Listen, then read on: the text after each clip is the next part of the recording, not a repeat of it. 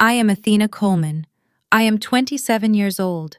I sat at a polished mahogany dining table and listened to my mother call my doctoral thesis a useless science project. She delivered this verdict to a room full of extended relatives while actively writing a $50,000 check to cover my older brother's overdue corporate lease. My father sat at the head of the table and nodded in agreement, advising me to abandon my academic fantasies and find a real job. They looked at me with a mixture of pity and annoyance. They assumed I was a financial failure who would eventually need to be rescued. They did not know the synthetic enzyme I was engineering in a cramped university lab was currently under review by an international chemical board. They did not know that exactly 4 weeks later, a corporate acquisition director would offer me $25 million a year for the global patent rights. And they certainly did not know that when their own financial house of cards collapsed, they would be forced to sit across a legal table from the daughter they discarded and beg for a bailout. But I am getting ahead of myself. The fracture of the Coleman family did not begin with a corporate contract. It began with a Sunday dinner. Welcome back to Senior Echo Stories, quiet narratives about people who survived the shadows and built their own empires while no one was watching. If your family ever diminished your genuine hard work to protect the ego of a golden child, this story is for you. Drop a comment telling me your location and what time it is there right now. I read every single one. Now hit that subscribe button and let me walk you through the anatomy of a family that gambled their legacy on an illusion. Suburban Ohio is filled with sprawling houses that serve as monuments to appearances. The Coleman residence was a prime example. The dining room was staged with imported porcelain and silver cutlery. I sat at the far edge of the table wearing a thrifted sweater and worn shoes that I used in the laboratory. I was exactly 3 weeks away from defending my doctorate in applied biochemistry. I had survived the last 4 years on minimal grant stipends and chronic sleep deprivation. My father, Richard, poured himself a glass of expensive red wine. He did not ask about my upcoming defense. He directed his attention to the opposite side of the table. My brother Preston sat there wearing a crisp linen shirt. Preston ran a lifestyle marketing firm in downtown Columbus. He possessed no actual marketing experience. He had no paying clients. He had a rented corner office and an aesthetic social media feed. My parents recently liquidated a large segment of their retirement portfolio to keep his firm afloat. They funded his empty operation because it provided them with a glamorous talking point at their country club. Aunt Clara sat near the center of the table and politely asked when my graduation ceremony would take place. My mother Evelyn set her wine glass down. She let out a long, rehearsed sigh. It was the exact exhalation she used whenever she needed to signal that I was a burden. Athena is still working on her little science project, Evelyn announced to the table. Her tone was patronizing. She is wasting her 20s hiding in a laboratory instead of entering the real world. It is quite sad, honestly. Look at Preston. He is building a network. He is an entrepreneur. Richard nodded. He swallowed his wine and fixed me with a stern look. A degree in biodegradable plastics does not pay the rent, Athena, he said. You need to abandon this academic bubble. You cannot rely on university handouts forever. It is time you started contributing to the Coleman name the way your brother does. I looked at my father. I looked at Preston, who was busy checking his reflection in his smartphone screen. The hypocrisy was a tangible object in the room. They demanded financial independence from the daughter who funded her own existence while subsidizing a luxury lifestyle for a son who produced zero revenue. I did not raise my voice. I did not defend my research. Arguing with a narcissistic family unit is a losing metric. They require your defensive energy to validate their superiority. I recognized the dynamic for what it was. It was a failing corporate structure attempting to shift its liabilities. I treated their mockery as a sterile data point. I picked up my fork and continued my meal in silence, knowing the variables in this equation were about to change forever. The sterile hum of the university laboratory provided a sharp contrast to the suffocating theater of the Sunday dinner table. It was Monday morning. I stood under rows of harsh fluorescent lights, staring at the digital readout on an industrial centrifuge. The air smelled of sanitized stainless steel and agar solution. This room was my sanctuary. It was the only environment where my output was measured by objective metrics rather than emotional manipulation. My vision blurred slightly from chronic sleep deprivation. I had operated on 4 hours of sleep a night for the past 3 years. Surviving in the shadows requires a relentless expenditure of physical energy. You cannot afford the luxury of rest when you are funding your own existence. I calibrated the temperature controls for the next phase of testing. I was not working on a mere science project. I was finalizing the architectural framework of a synthetic microbial enzyme. My daily routine consisted of isolating specific bacterial strains and exposing them to high-density industrial plastics. The chemistry was complex, but the commercial application was brutally simple. Standard polyethylene terephthalate packaging requires over 4 centuries to decompose in a traditional landfill. The biological catalyst I engineered was currently breaking down those same synthetic polymers into harmless organic matter in exactly 18 days. I was standing on the precipice of a paradigm shift in global waste management. My motivation was stripped of any desire to impress my parents. I operated on the pure survival logic of securing a marketable patent. I treated their continuous rejection as a fixed variable in my life equation.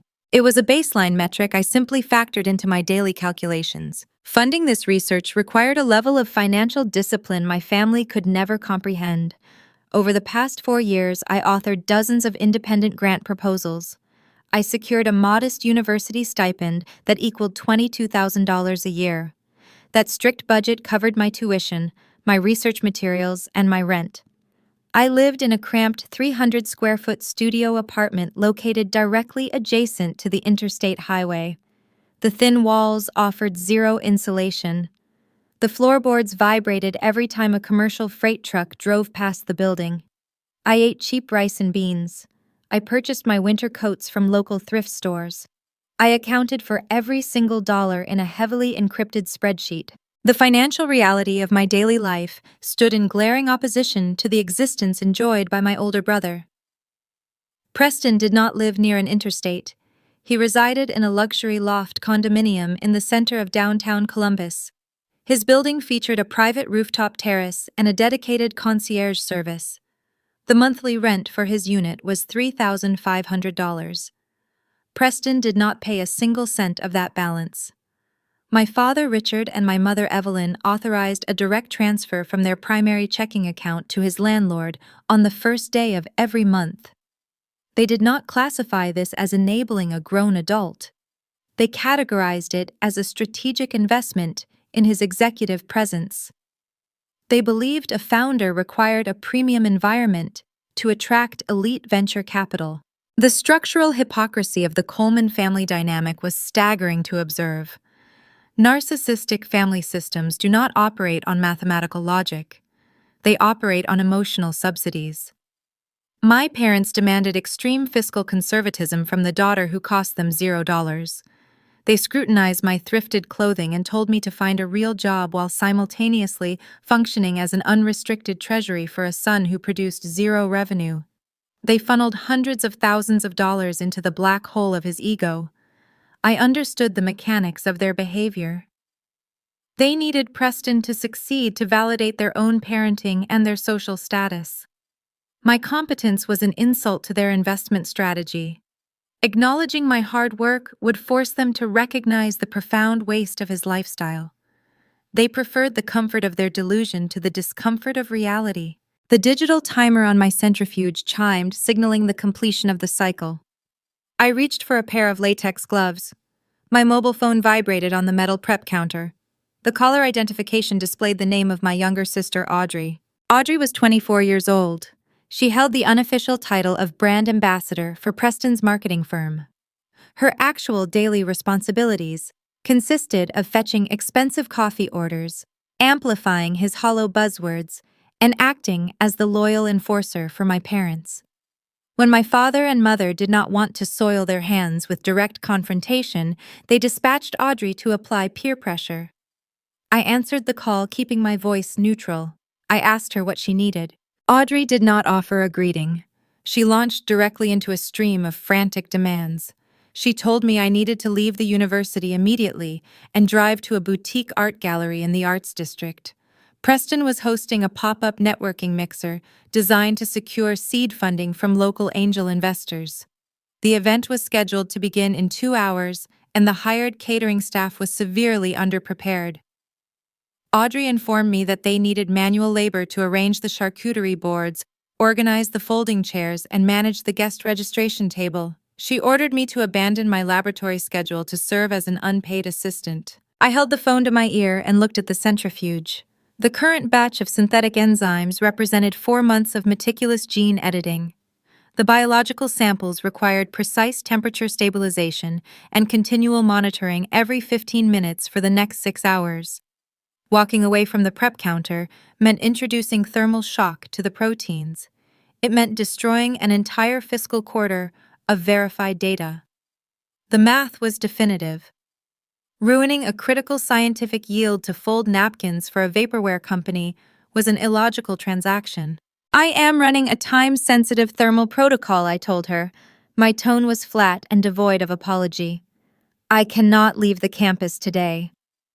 Audrey let out a sharp sigh of exasperation. The sound was an exact replica of the noise my mother made at the dinner table. You are always so selfish, Athena, she snapped. This is the most important day of Preston's career. He has real investors showing up. We are operating in crisis mode right now, and we need extra hands. Family supports family. I analyzed her weaponization of the word family. In their vocabulary, family was a synonym for compliance. Family meant sacrificing my resources to pave the road for his comfort. My thesis defense is in 3 weeks, I replied. I cannot pause my doctorate to act as a catering assistant for a marketing mixer. Preston will have to set up his own chairs.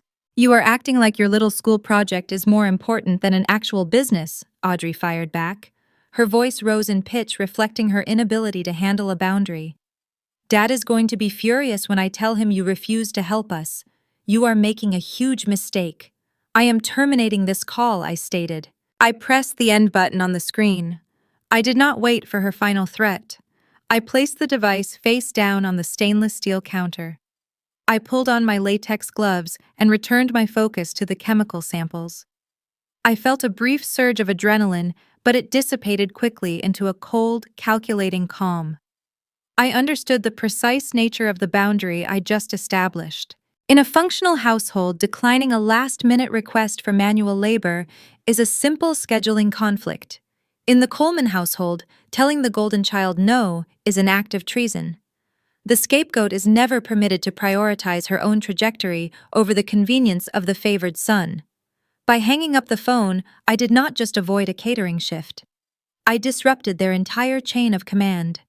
I knew Audrey would immediately report my insubordination to Richard and Evelyn. The structural balance of their preferred narrative was threatened. The machinery of family retribution was already turning its gears. They would not accept a simple refusal. The rejection would trigger a coordinated escalation, and I knew the formal summons was imminent. The expected retaliation arrived exactly 48 hours after I disconnected the phone call with Audrey. I received a calendar invitation in my personal email inbox. The subject line read Mandatory Family Alignment. It was scheduled for 7 in the evening on Wednesday at the Ohio estate. I did not feel a spike of anxiety. I secured my bacterial cultures in the temperature-controlled refrigeration unit and logged my data for the day. I drove my 10-year-old sedan out of the university parking lot and navigated the interstate toward the wealthy suburbs. I parked on the street, avoiding the repaved driveway. I walked through the heavy oak front door and found my parents waiting in the formal living room. The space was designed to intimidate. Richard stood near the stone fireplace holding a crystal glass of scotch. Evelyn sat on the white leather sofa with her posture rigidly straight. Preston and Audrey were noticeably absent. My parents preferred to conduct their interrogations without witnesses.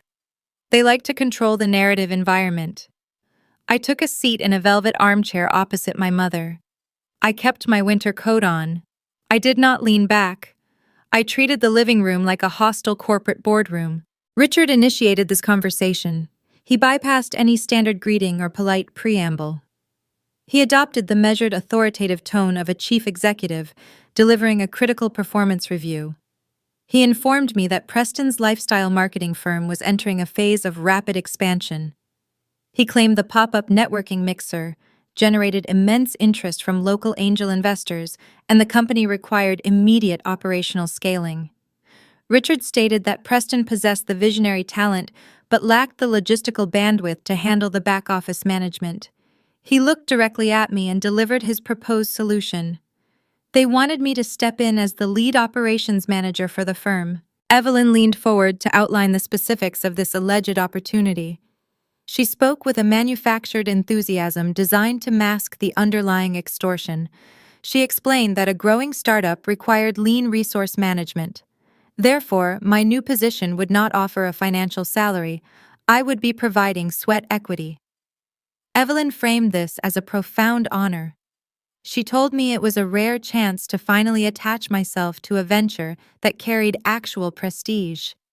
She insisted it was an opportunity to contribute something of value to the Coleman name. There was an additional condition attached to the offer. The role required my undivided attention. My mother dictated that I must formally withdraw from my doctoral program the following morning. She called my degree a useless distraction that was holding the family back. I sat in the velvet armchair and analyzed the architecture of their demand. On the surface, it looked like a delusional request for free labor. Beneath the surface, it was a textbook maneuver utilized by enmeshed family structures. A golden child is given limitless capital, but lacks the fundamental grit to build a functional enterprise. When the venture inevitably begins bleeding cash, the family system panics. They cannot acknowledge the golden child's incompetence, because it reflects their own poor judgment and threatens their social standing. Instead, they attempt to absorb the competence of the scapegoat. They intended to extract my discipline, my organizational skills, and my relentless work ethic to construct a hidden foundation beneath Preston's hollow empire. I would manage the spreadsheets, handle the logistics, and stop the financial bleeding while Preston stood on the stage and accepted the applause. They were asking me to serve as the invisible structural support for a failing facade. I looked at my father. I looked at my mother. I processed the sheer audacity of their posturing. They were demanding I throw away 4 years of grueling biochemical research to manage a bankrupt marketing stunt. I did not sigh. I did not raise my voice to match their implied authority. I kept my hands folded in my lap. I declined the offer, I stated. My voice was sterile and flat. I have a thesis defense to prepare for next week. I am not available to manage Preston's back office. The silence that followed my refusal was thick and suffocating. Richard stopped swirling the scotch in his glass. Evelyn uncrossed her legs. Manipulators operate on a very specific script. When they issue a command, they expect one of two reactions. They expect immediate compliance born from a desperate desire to earn their approval. If compliance is denied, they expect a highly emotional defense. They want the target to cry or shout or offer frantic justifications. Emotional volatility proves that their opinion still dictates the victim's reality. It proves the tether is still intact. They do not know how to process total clinical indifference. My flat refusal crashed their internal software. I treated their grand family investment like an unwanted telemarketing pitch. The shock on my father's face quickly morphed into a dark, rigid anger. He placed his glass on the mantel with a sharp clink. Evelyn intervened before he could speak. She resorted to the final mechanism of control they possessed. When manipulation fails, an abuser searches for leverage. Over the past 4 years, I had systematically eliminated my financial dependence on them. I paid my own rent and bought my own food. There was only one remaining thread tying me to their treasury. I remained listed as a dependent on my father's premium corporate health insurance policy. Evelyn weaponized it without hesitation. If you turn your back on this family, we will terminate your medical coverage tomorrow morning, she warned. Her tone was sharp and coated in venom. You will be entirely on your own, Athena. You will see how far your little science project gets you when you have to pay for your own doctor visits out of pocket. You are making a terrible mistake." Evelyn smiled a tight, triumphant smile. She believed she had located the critical pressure point. She assumed the threat of medical debt would force a young student living on a minimal grant stipend into immediate submission. She thought the fear of the unknown would break my resolve. I looked at her confident expression. I did not flinch. "I will process the policy cancellation paperwork on my end," I replied. I stood up from the velvet armchair. I did not offer a counter-argument. I did not ask for a grace period or attempt to negotiate terms. I accepted the loss of the asset without a single trace of hesitation. The triumph on my mother's face vanished instantly. The color drained from her cheeks. I turned my back on them and walked toward the foyer. Richard demanded I stop walking, but his voice lacked its usual commanding weight. It sounded hollow and desperate. They realized the gravity of the exchange they just initiated. By surrendering the insurance policy, I neutralized their final piece of leverage. The control mechanism was broken. They had nothing left to hold over my head. I opened the heavy front door and stepped out into the cool evening air. I walked down the driveway toward my faded sedan. I was walking away from their toxic system forever. I started the ignition of my car. The engine sputtered before settling into a low hum. I drove away from the manicured lawns and the sprawling houses that masked so much quiet desperation. The dashboard lights cast a faint glow inside the cabin. I did not feel fear regarding the loss of my medical coverage. Fear is a reaction to unexpected variables. I had anticipated this exact scenario months ago. I knew that rejecting their demands would eventually result in a total financial quarantine. I drove back toward the university district.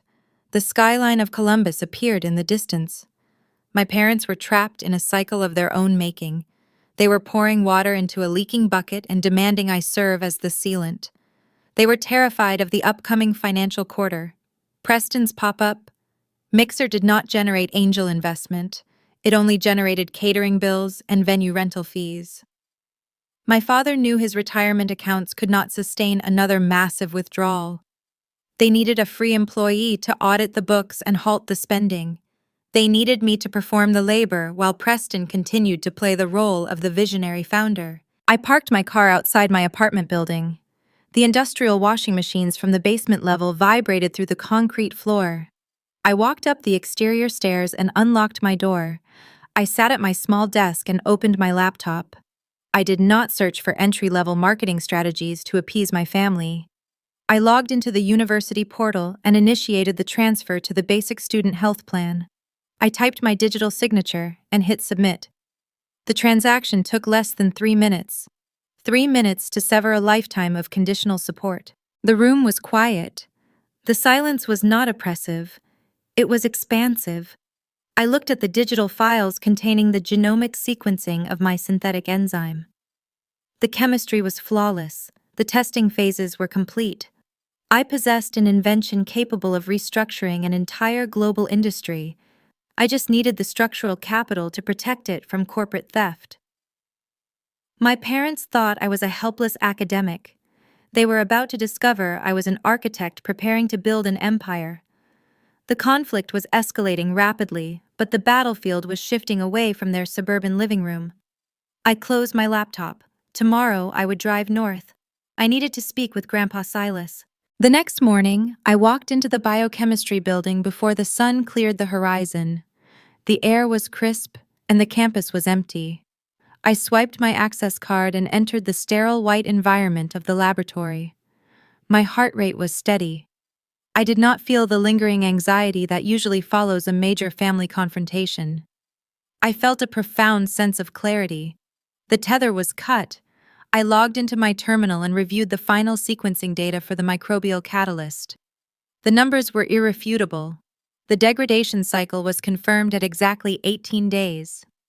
I exported the files and began compiling the technical documentation required for a patent application. Filing a patent is a grueling bureaucratic process.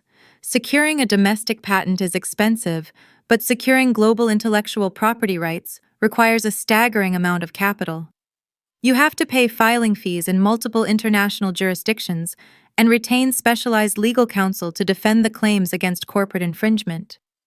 I possessed the science, but I lacked the funding. I needed an investor. I did not need an angel investor who cared about social media engagement or lifestyle branding. I needed a strategist who understood raw industrial value. I packed my laptop into my bag. I left the campus and merged onto Interstate 71, driving north toward Cleveland. The manicured lawns of suburban Columbus quickly gave way to the sprawling agricultural fields of northern Ohio. The transition in the landscape mirrored the shift in my objective. I was heading to see Silas Coleman. Silas was my grandfather. He was 82 years old and he lived alone on a 200-acre farm. He was the original architect of the family wealth.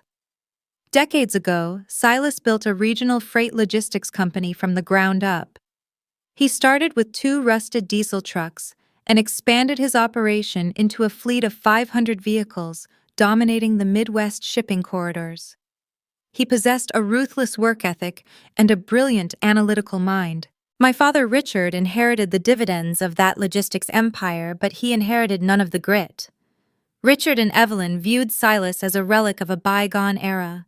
They treated him like a senile antique who belonged in an assisted living facility. They assumed his intellect was fading simply because he preferred the quiet isolation of his farm over the loud, ostentatious dinners at their country club. They only tolerated the 2-hour drive north when they needed to manipulate him into releasing early advances from his estate trust. They used his money to fund their illusions while dismissing the man who earned it. I was the only person in the family who visited him without a hidden agenda. I drove up to the farm just to sit on his wooden porch and drink coffee. I parked my faded sedan near a large red barn on the edge of the property. The air smelled of damp earth and pine needles. I found Silas in his woodworking shed. He wore denim overalls and a flannel shirt. He was running a piece of raw oak through a table saw. The loud mechanical whine of the blade filled the shed. He turned off the machine when he saw me approach. He wiped sawdust from his calloused hands. His eyes were sharp and clear. He did not ask why I was visiting on a Thursday afternoon.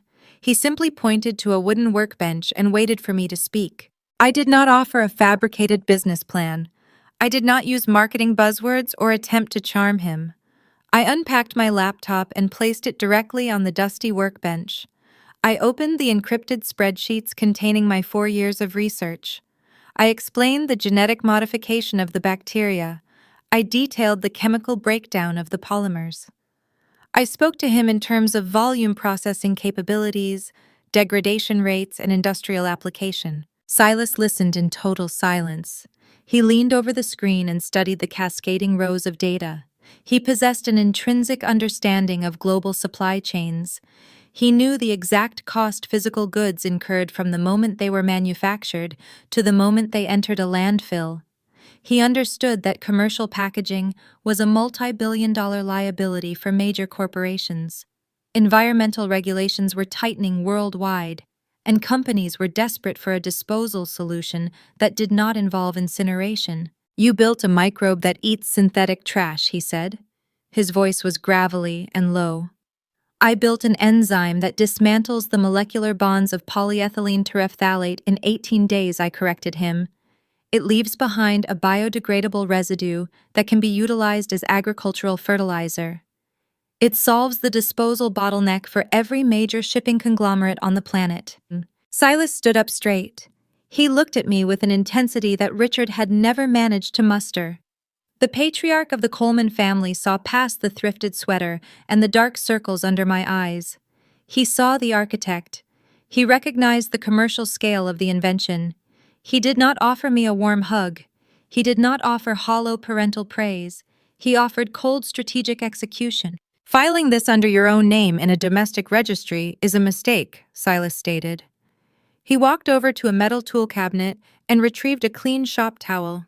Corporate chemical giants employ legions of attorneys dedicated to burying independent inventors in litigation. They will drag you into civil court, challenge your data, and bleed your resources dry until you surrender the rights for pennies. You do not need a standard patent. You need an ironclad corporate fortress. I asked him how to build that fortress. Silas outlined the strategy with the precision of a military general. He proposed retaining a specialized intellectual property firm in Chicago. They would establish a blind trust and register a holding company in Delaware. The holding company would possess the global patent rights shielding my identity and my personal assets from corporate predators. Silas would serve as the silent financial backer. He offered to provide the initial capital required to cover the exorbitant international filing fees and the legal retainers. He did not ask for equity in the enzyme. He considered it a necessary correction to the financial waste his son was perpetuating in Columbus. We executed the maneuver over the next 10 days in absolute secrecy. I signed the retainer agreements. The Chicago legal team filed the international protections under the Delaware Shell Corporation. The intellectual property was locked, secured, and legally recognized across global jurisdictions. Silas wired the funds directly from a private account that Richard and Evelyn did not know existed. I returned to my routine in Columbus. The contrast between my reality and the reality of my family grew sharper by the hour. My parents and my sister continued to send passive-aggressive text messages. They mocked my academic stubbornness and predicted my imminent financial collapse. They assumed I was starving in my tiny apartment, regretting my decision to walk away from their medical insurance. They genuinely believed I was a helpless student drowning in a useless science project. They did not realize I had just fortified a global empire. I watched their digital insults populate on my phone screen and felt nothing but a quiet, calculating patience. I let them believe they held the high ground. The silence on my end was deliberate. The trap was fully constructed and waiting in the dark. The waiting period did not last long. The fabricated ecosystem surrounding my brother was rapidly running out of oxygen. 2 weeks later, Preston hosted another networking event and failed to secure a single dollar of seed funding. The catering invoices piled up, and his commercial landlord issued a final warning for the overdue rent. The parents realized their personal credit lines were entirely exhausted. The golden child was finally hitting a solid brick wall, and the fallout was going to force them to search for a new target to absorb the impact. May arrived, bringing the humid onset of an Ohio summer and the scheduled date of my doctoral commencement. The changing season also delivered the mathematical certainty of my brother's ruin. A hollow business model can only survive on borrowed oxygen for a limited duration. Preston's lifestyle marketing firm finally reached the end of its runway. The collapse was not a slow leak. It was a structural failure. He had spent the last 8 months hosting lavish networking mixers and leasing premium office space without signing a single paying client. To maintain the appearance of an expanding empire, he needed capital that my parents could no longer provide from their liquid accounts. Unbeknownst to Richard and Evelyn, he had circumvented their drained retirement funds by forging a secondary signature. He secured a substantial commercial line of credit.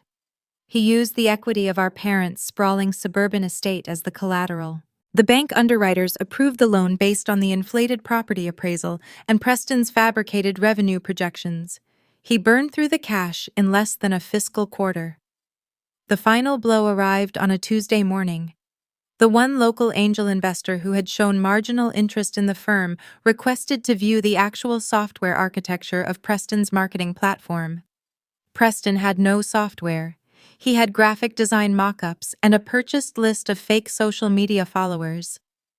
The investor realized the company possessed zero proprietary assets and formally withdrew all letters of intent. The notification of the investor pulling out coincided with the arrival of the first defaulted payment notice from the bank. The certified letter arrived in the mailbox at the suburban estate. Richard opened the envelope expecting a standard utility bill. Instead, he found a pre-foreclosure warning. The reality of the situation crashed into the Coleman household with the force of a freight train. My parents discovered that the golden child had not only failed to build a legacy, but had actively mortgaged the roof over their heads to fund his vanity. The facade of the wealthy country club family shattered.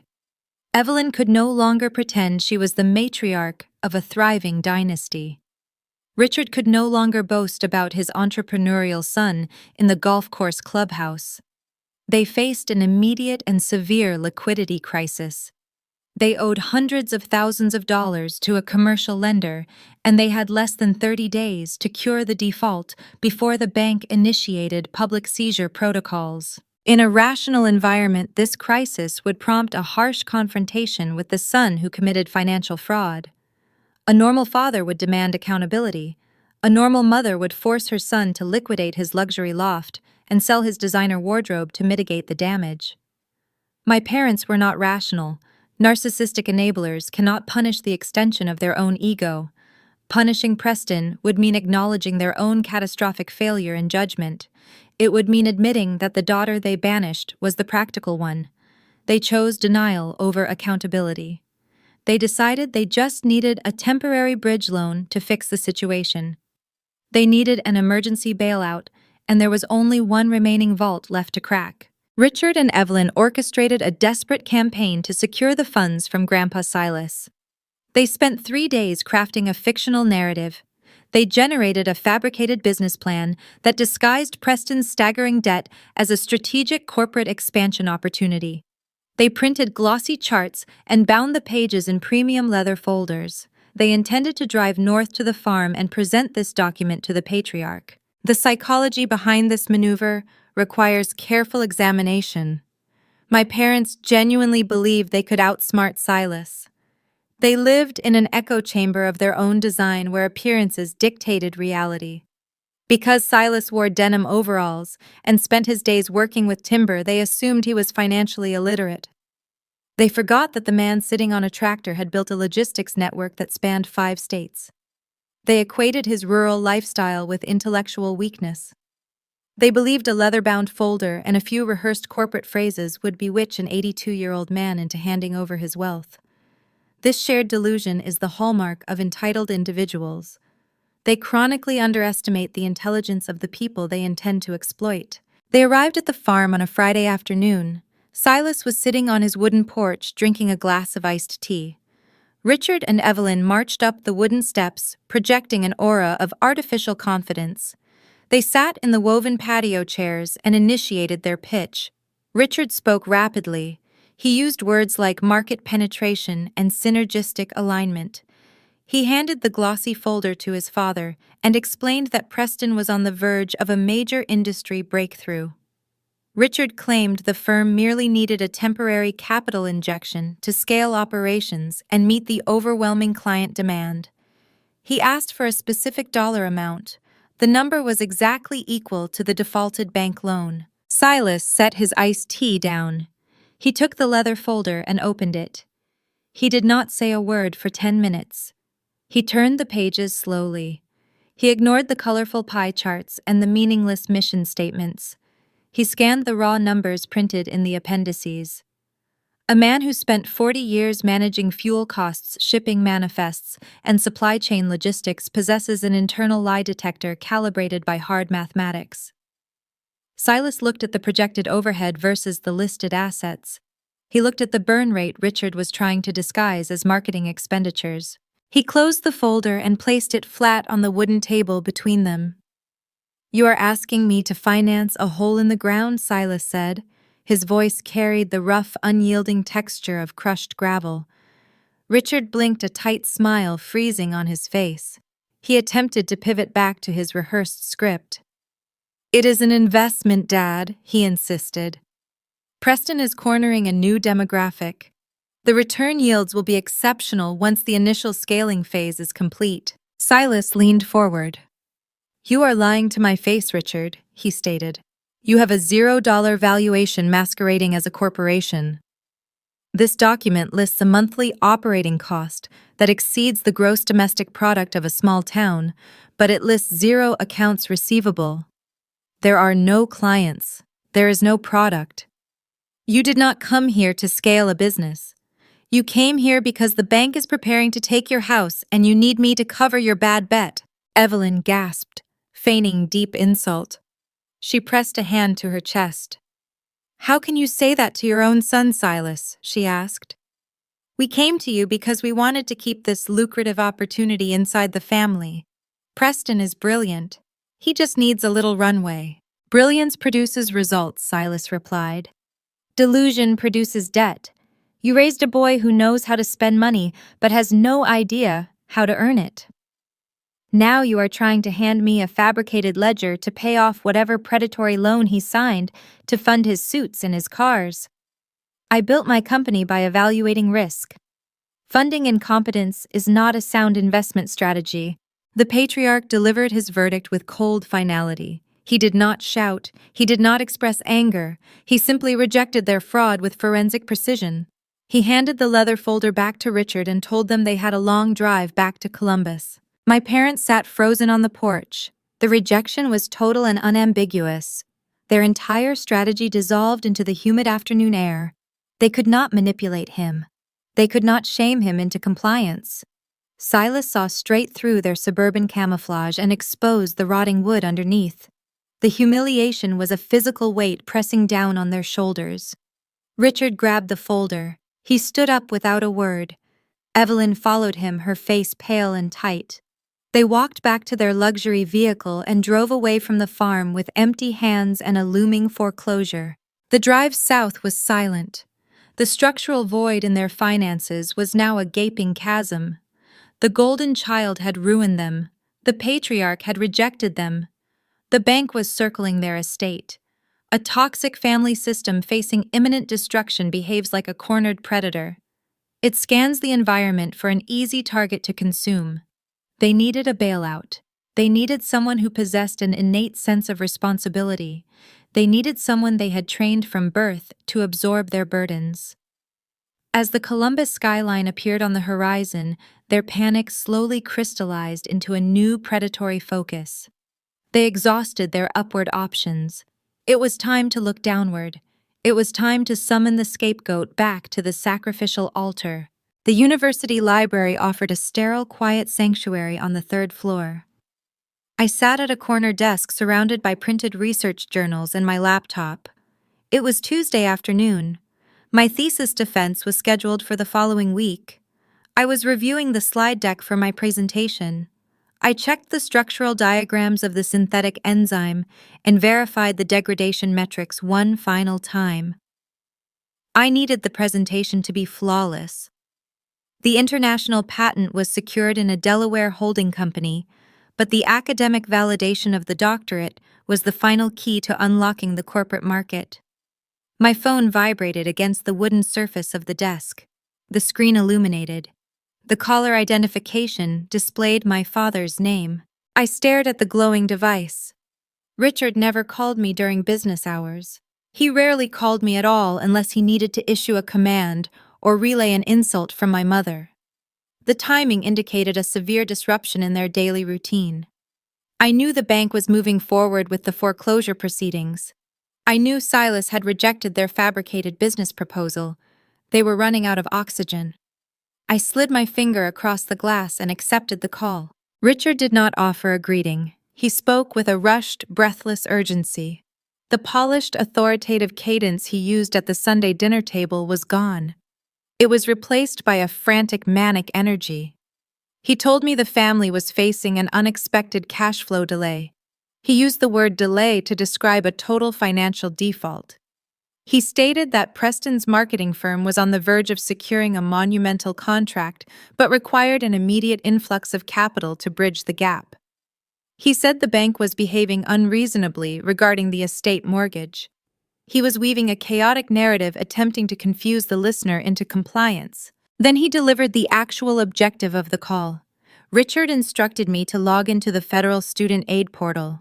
He told me to apply for the maximum allowable graduate loan. He calculated that a postgraduate student could secure up to $60,000 in federal disbursements for living expenses and tuition. He demanded I apply for the loan that afternoon and wire the entire sum directly into Preston's corporate account. I sat in the quiet library and processed the mechanical structure of his demand. He was not asking for a favor. He was ordering me to commit federal financial fraud. He wanted me to take on decades of high-interest student debt for a non-existent degree program. He wanted me to hand that stolen federal money to a brother who would squander it in a matter of weeks. Richard framed this illegal maneuver as my biological duty. He claimed it was my responsibility to step up and protect the Coleman name from public embarrassment. He told me that family members must make sacrifices when the legacy is threatened. The psychology driving his request highlights the core pathology of a toxic family unit. Abusive parents do not view the independent success of the scapegoat as an achievement to be celebrated. They view it as an untapped reserve asset. They see clean credit and a lack of debt not as the result of hard work, but as a fresh line of credit they can exploit for the golden child.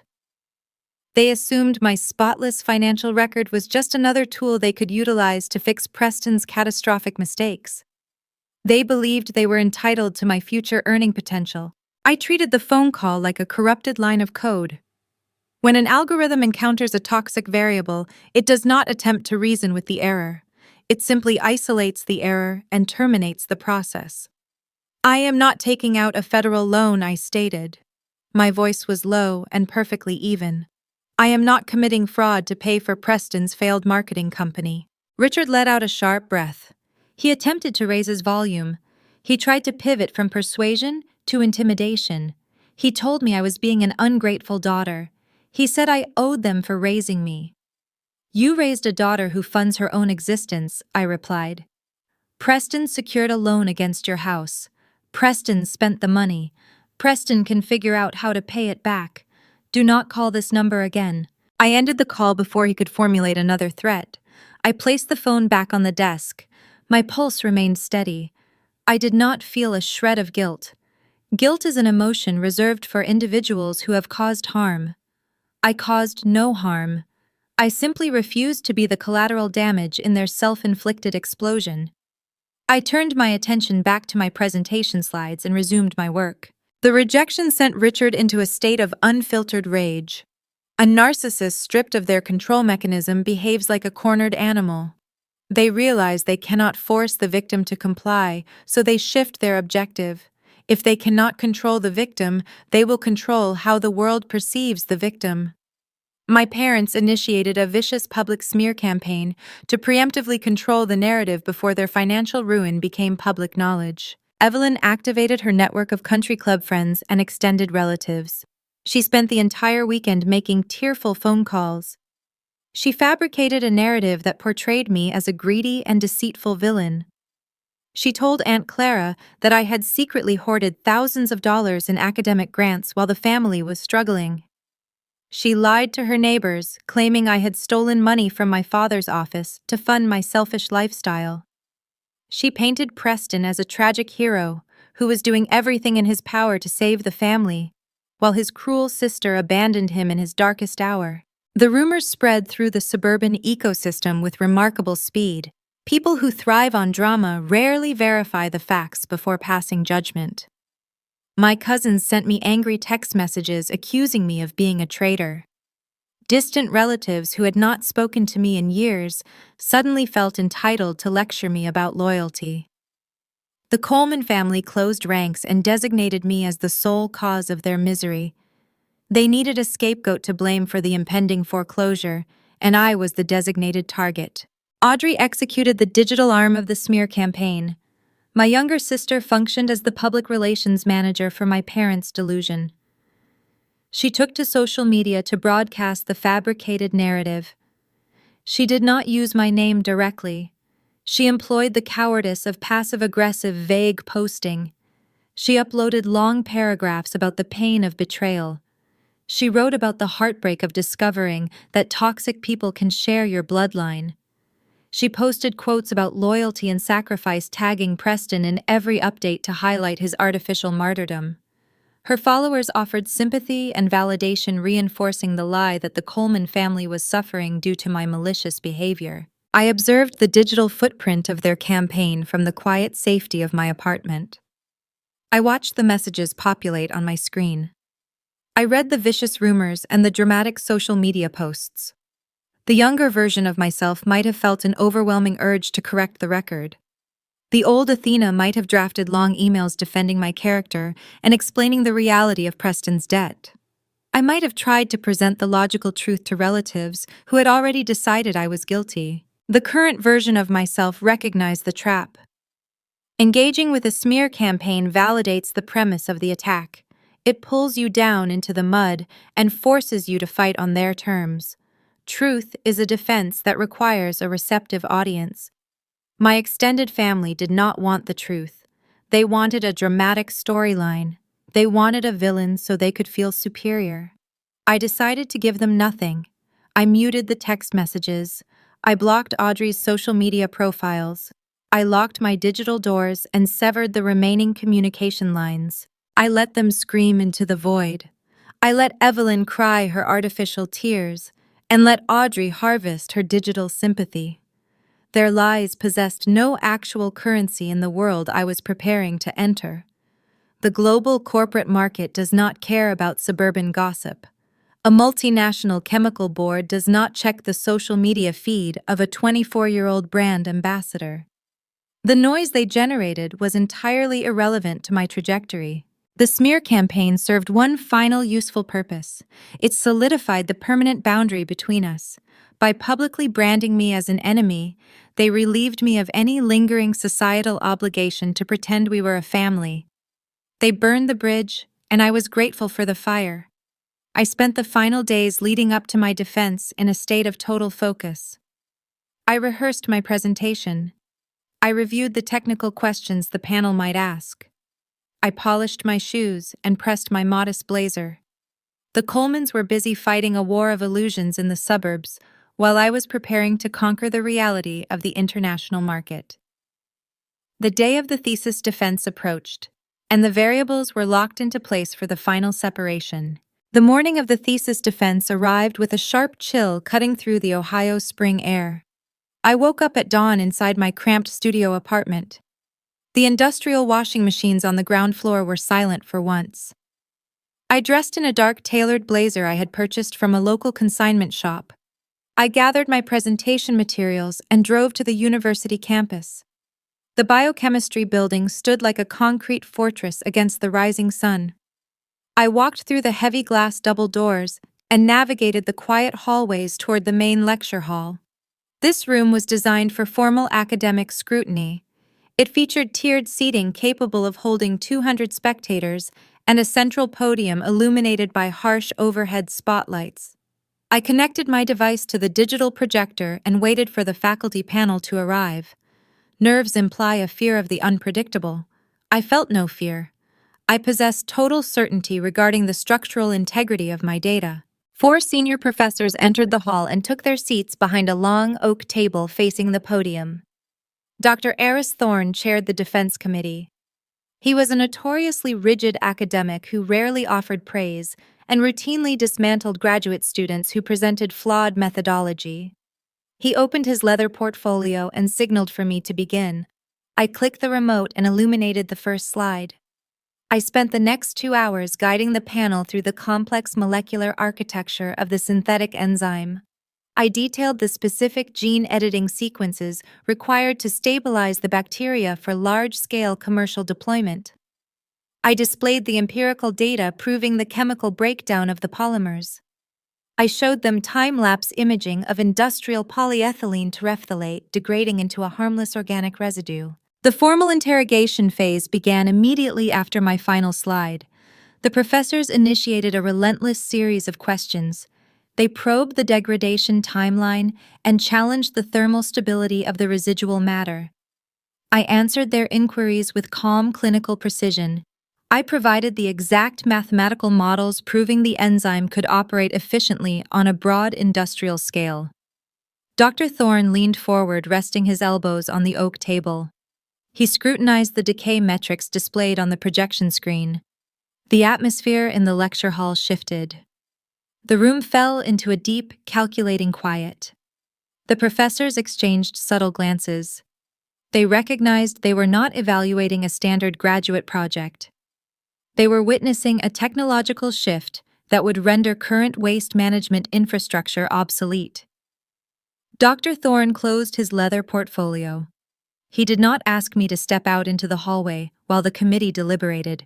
He looked directly at me and granted me top departmental honors right there at the podium. I thanked the panel and packed my laptop into my bag. The professors gathered their notes and exited through the side door. I turned around to face the tiered seating area. The front three rows were specifically designated for the families of the defending candidates. I looked at the plush velvet chairs. Every single seat remained vacant. Richard, Evelyn Preston, and Audrey explicitly chose to boycott the most significant academic milestone of my life. Their absence was not a scheduling conflict or a simple oversight. It was a calculated punitive measure. They withheld their physical presence to penalize me for refusing to commit federal loan fraud on their behalf the previous week. They assumed the sight of those empty chairs would break my resolve. They believed their rejection would force me into a desperate apology and eventual compliance. I stood at the podium and analyzed the vacant room. The void they left behind did not generate sorrow. It generated a profound sociological clarity. An emotional orphan is a distinct classification of human experience. A biological orphan mourns individuals they lost to the cruelty of fate. An emotional orphan must mourn individuals who are still breathing but actively choosing to walk away.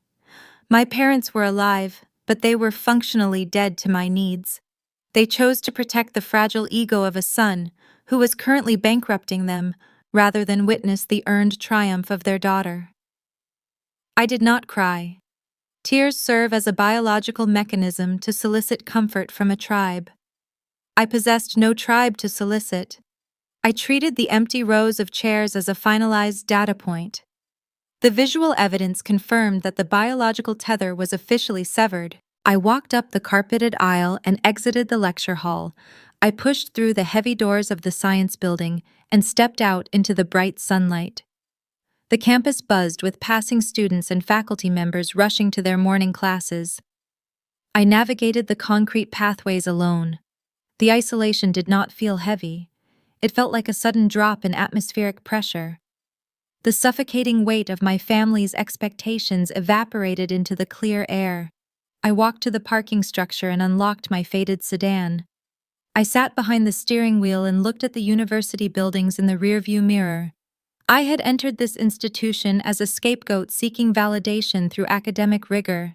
I was driving away as an independent architect. I merged onto the interstate and returned to my apartment. I unlocked the door and placed my bag on the small wooden desk. I did not celebrate my top honors with a lavish dinner or a gathering of friends. The quiet hustle demanded continued focus.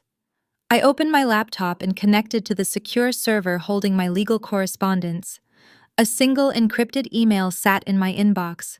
It was dispatched from the specialized intellectual property firm in Chicago. I opened the message and read the attached digital documents. The international regulatory boards had formally approved the filings. The Delaware holding company now legally possessed the global patent rights to the synthetic enzyme. The legal documentation included the official registration numbers for the European Union, the Asian markets, and the domestic regulatory agencies. The coverage was comprehensive and airtight. No chemical manufacturer could replicate the bacterial strain without triggering an immediate intellectual property lawsuit. Grandpa Silas had financed an impenetrable legal perimeter. The corporate chemical giants who typically crush independent researchers were now forced to negotiate with a holding company they could not intimidate or outspend. The legal architecture was locked into place. I held the exclusive rights to an invention that would restructure the entire commercial packaging industry. The intellectual property was insulated from any external claims or familial interference. I closed the laptop screen. I retrieved 3 cardboard boxes from the closet and began packing my belongings. I folded the thrifted sweaters and stacked the worn textbooks.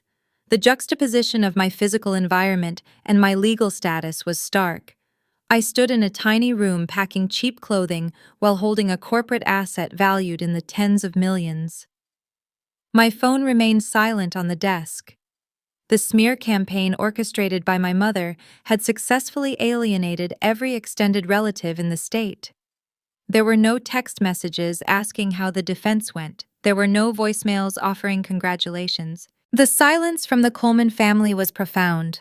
In the past, that silence would have felt like a weapon designed to inflict maximum emotional damage. Today it felt like the quiet hum of a functioning machine. The noise of their dysfunction was finally muted.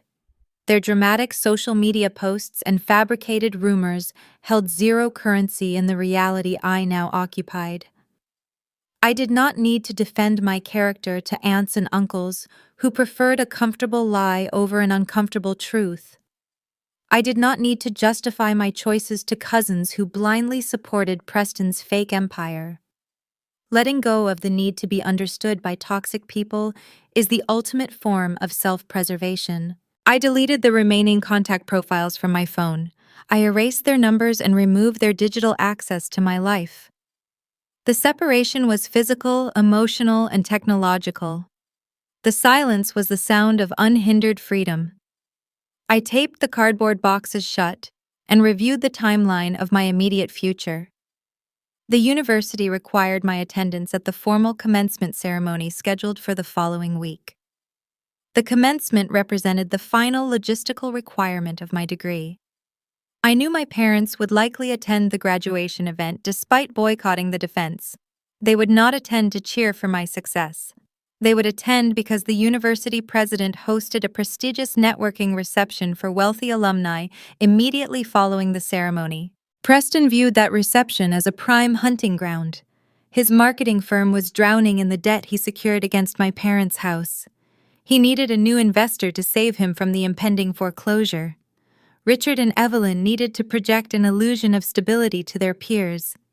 They would use my graduation as a convenient excuse to access the wealthy donors in the reception hall. They assumed I would stand quietly in the corner and accept their neglect as they pitched his hollow business to unsuspecting venture capitalists.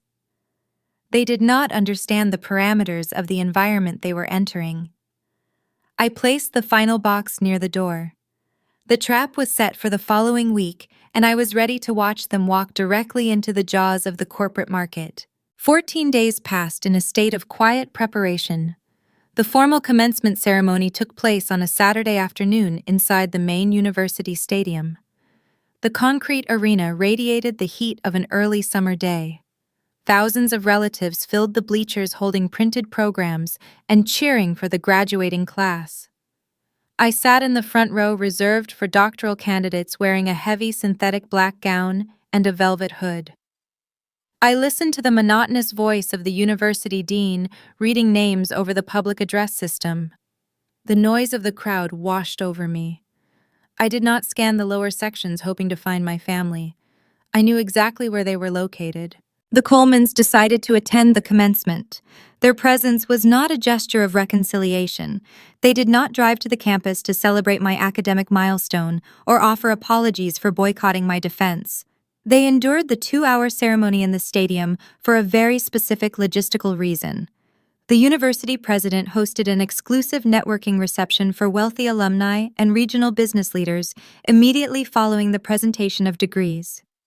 The guest list for that specific reception included venture capitalists, property developers, and elite corporate executives. It was an insulated ecosystem of concentrated wealth. Preston viewed that reception hall as a literal hunting ground. His marketing firm was running out of oxygen. The defaulted commercial loan tied to my parents' suburban estate hung over their heads like a descending blade. My brother needed a new investor to consume his toxic debt.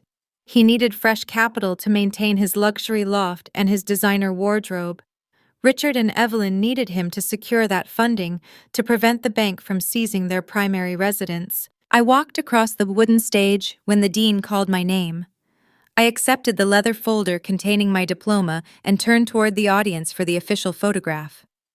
I looked up at the highest tier of the stadium seating. I spotted them sitting in the back row. Richard and Evelyn were performing a synchronized polite clap. They smiled for the benefit of the strangers sitting next to them, projecting the image of a supportive family. They wore expensive clothing they could no longer afford. Richard wore a tailored charcoal suit. Evelyn wore a silk designer dress. They were attempting to mask their impending financial ruin with premium fabric. They were actors playing a role for a crowd that did not care about them. I walked down the stairs and returned to my seat. The biological milestone meant nothing to them, but the structural reality of the degree meant everything to my future. The stadium emptied into the adjoining alumni center an hour later. The reception hall featured vaulted ceilings and tall glass windows overlooking the campus quadrangle. Waiters in crisp white shirts circulated through the room, carrying silver trays of sparkling water and artisanal hors d'oeuvres. The room quickly filled with men and women wearing bespoke tailoring. These individuals evaluated risk and return metrics for a living. They did not speak in loud, boastful tones. True power operates at a very low volume. I stood near a corner catering table holding a glass of water. I observed my family enter the hall. Their arrival was a study in desperate projection. They walked with their heads held high, attempting to project an aura of effortless prosperity. They were drowning in commercial debt, yet they smiled as if they owned the building. Preston flanked them, holding a thick stack of glossy business cards. He scanned the room with the frantic intensity of a starving animal evaluating a herd. My brother was raised on a steady diet of unearned praise. From a young age, my parents told him he was a visionary. They shielded him from the consequences of his failures and funded his every whim. They taught him how to look like an entrepreneur, but they never taught him how to build a functional business.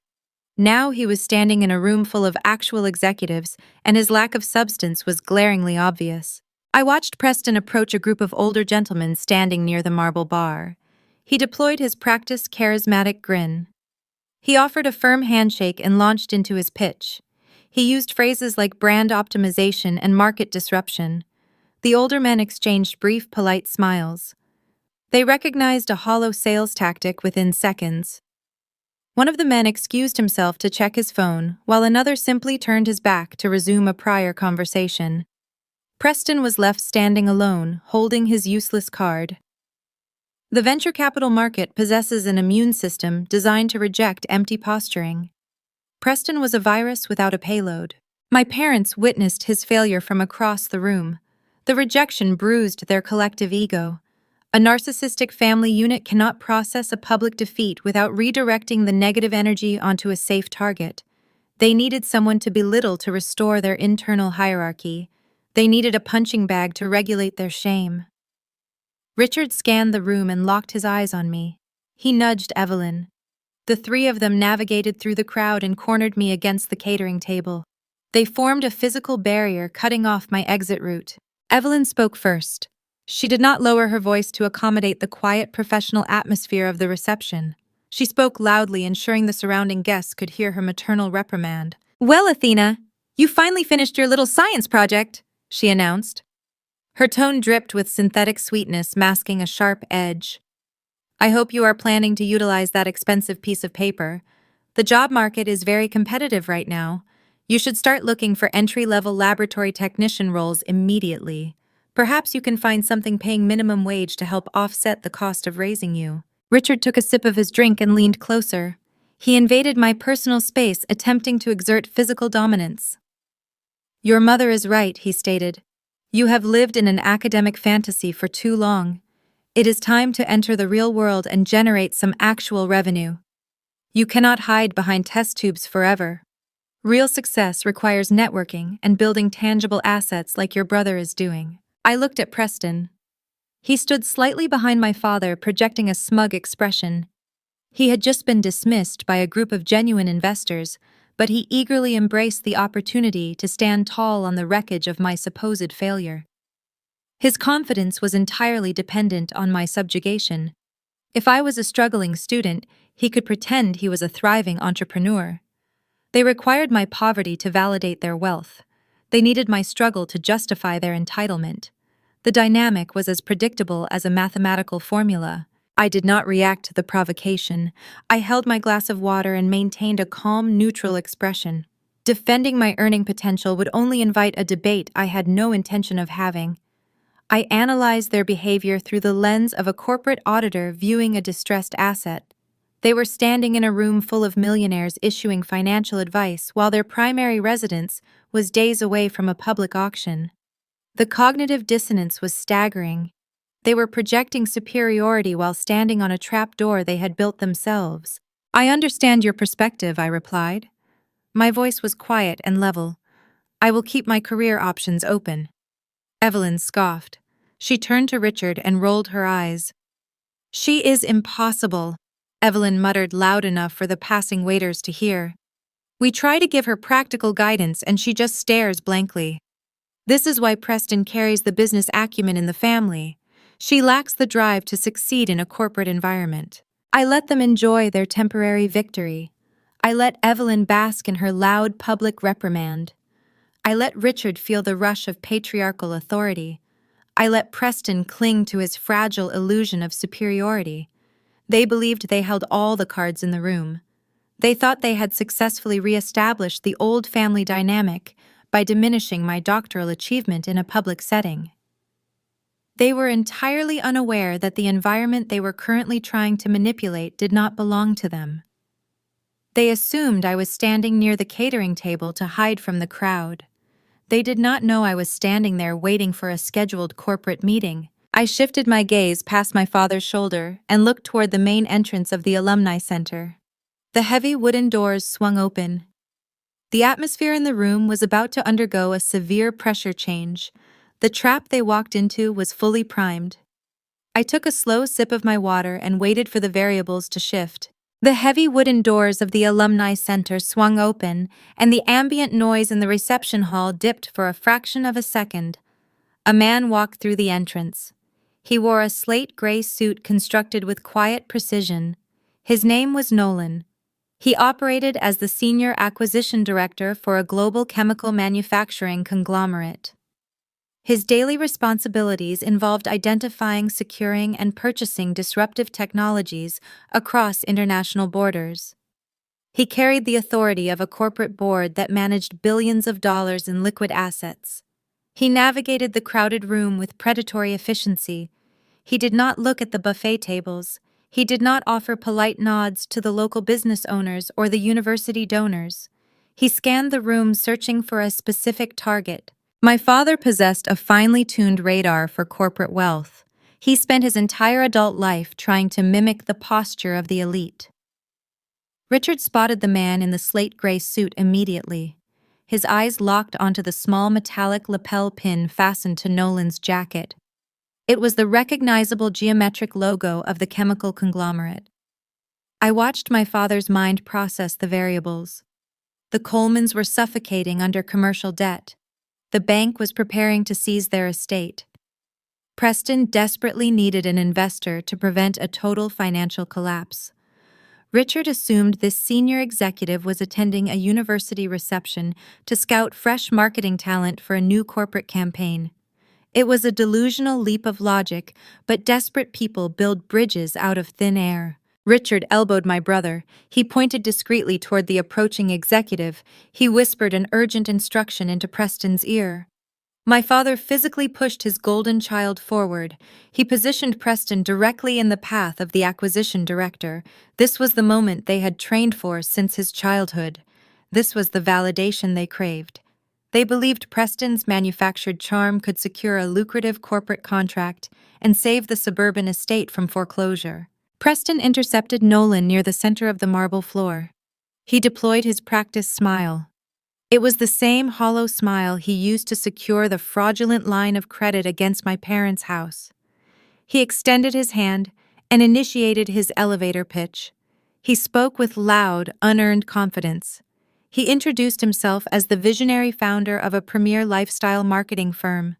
He offered to optimize the chemical conglomerate's brand synergy. He promised to deliver targeted demographic integration and disrupt their traditional media outreach. He strung together a series of hollow venture capital buzzwords. He sounded like an algorithm reciting a motivational speech. Nolan stopped walking. He did not shake my brother's hand. He did not offer a polite business smile.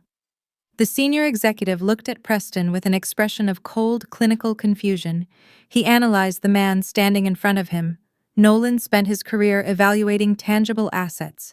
He bought industrial factories. He purchased supply chain logistics. He acquired patented intellectual property. He did not buy brand synergy. He looked at Preston's expensive linen shirt and heard the terror hiding beneath the buzzwords. The corporate market operates on a ruthless binary system.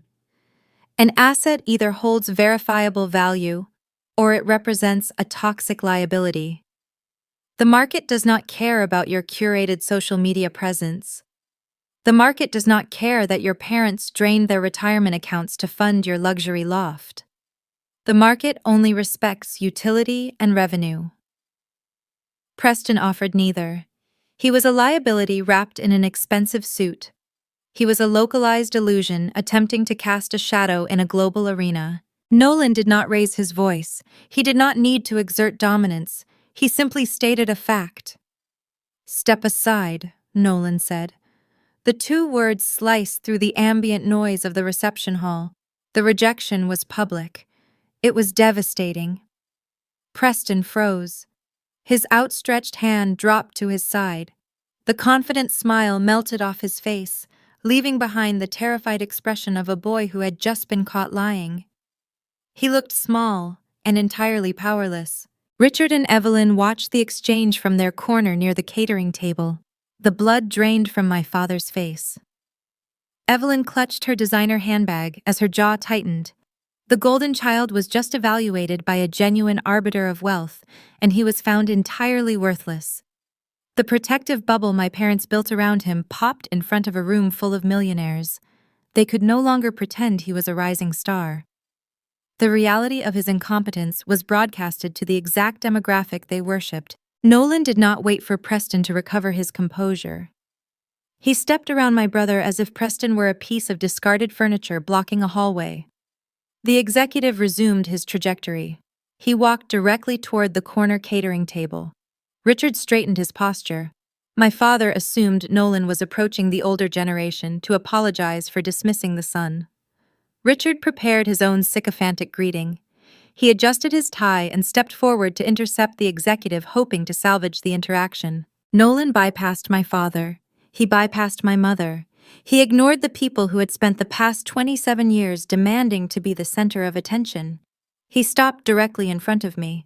The man who controlled billions of dollars in acquisition capital extended his hand toward the daughter the Colemans had just advised to seek minimum wage employment. I looked at the extended hand. The power dynamic of my entire existence was about to be rewritten. For decades, my family defined my worth. They labeled my research a useless science project. They called my academic dedication a failure to enter the real world. They forced me to sit in the shadows while they poured their resources into a mirage. They thought they controlled the narrative because they controlled the suburban gossip. They did not understand that true power is not built on rumors or parental approval. True power is built on irrefutable data. I placed my glass of water on the catering table. I reached out and shook Nolan's hand. His grip was firm and professional. The silence surrounding our corner of the reception hall grew heavy. Richard and Evelyn stood frozen, staring at the interaction with wide, uncomprehending eyes. They watched the senior acquisition director treat their scapegoat with a level of professional respect they had never achieved in their own lives. The hierarchy they carefully maintained was disintegrating. They were forced to witness the exact moment their designated failure was recognized as a premium asset. The validation they desperately sought for Preston was being handed to the daughter they banished. The suburban illusion was dead. The corporate reality had arrived to collect its due. I maintained a calm, neutral expression as I held Nolan's gaze. I was ready to finalize the transaction that would alter the trajectory of the Coleman family forever. I held the hand of the senior acquisition director. His grip was firm and measured. The ambient chatter of the alumni reception hall continued to hum around us for a few brief seconds.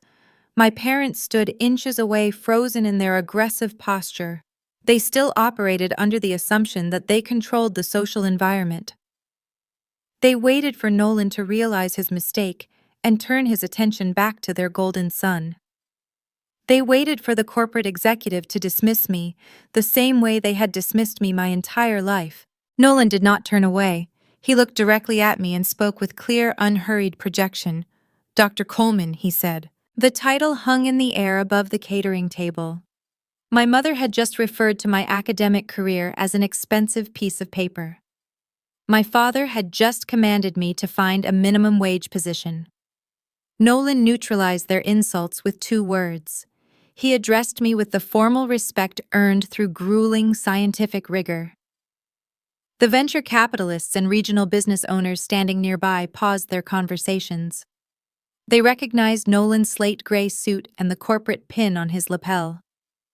They understood that a man of his stature did not approach a recent graduate to offer polite small talk. The radius of silence slowly expanded outward from our corner of the room. My board of directors spent the last 48 hours reviewing the intellectual property filings registered to your Delaware holding company, Nolan continued. His voice carried the authoritative cadence of a man who finalized sovereign wealth transactions. We examined the independent testing data regarding your biodegradable polymer enzyme. The structural sequencing is immaculate. Richard frowned. The patriarchal authority began to leak from his posture. My father did not understand the terminology, but he recognized the tone. He recognized the language of high-level commerce. Evelyn stared at Nolan with her lips slightly parted. The synthetic sweetness she deployed moments earlier melted into an expression of profound confusion.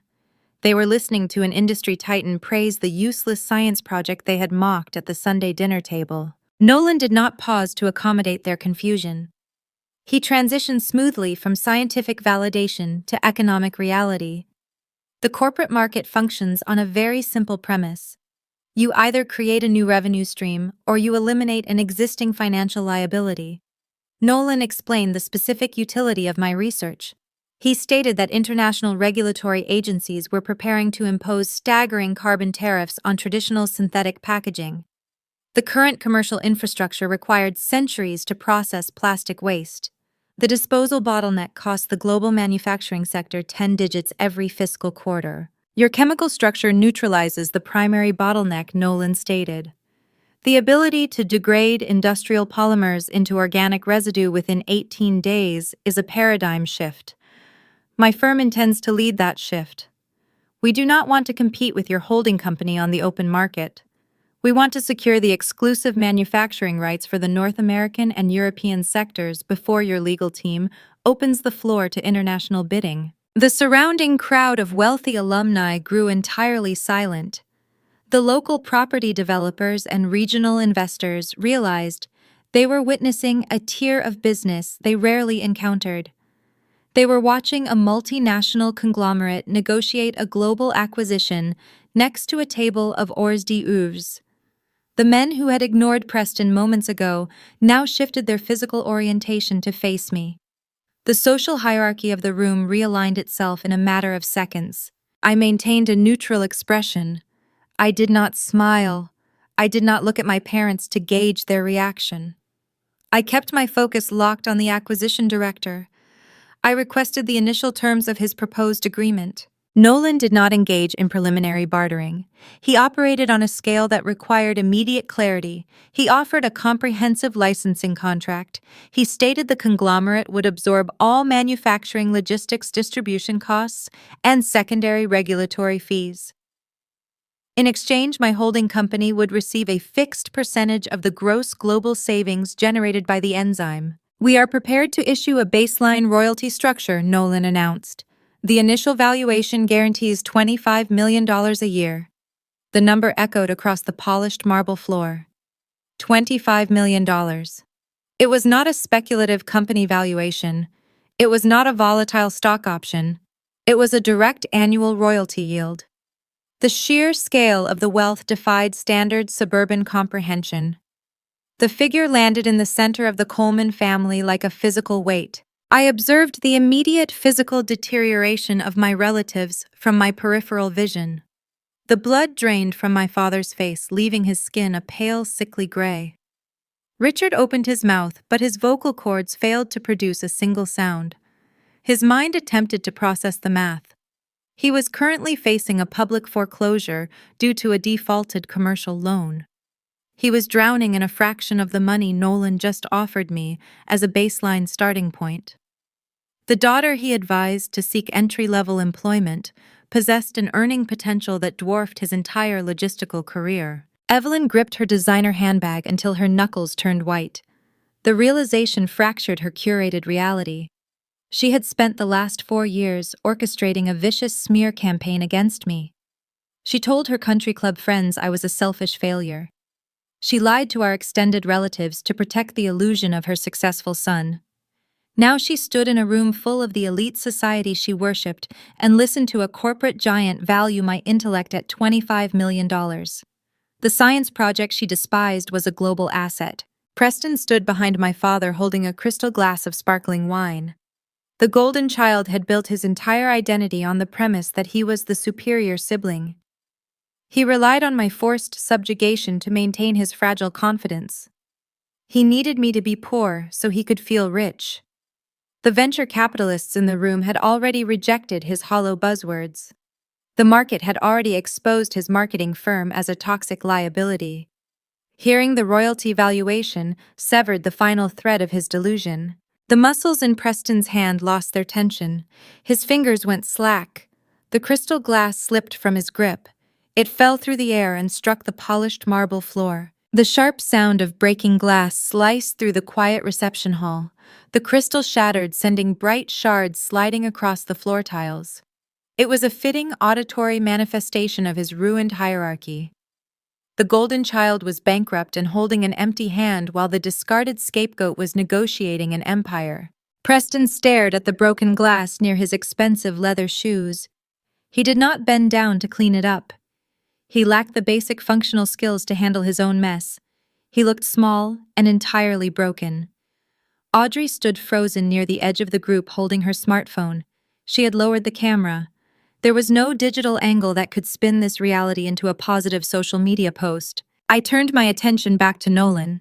I did not express gratitude for the offer.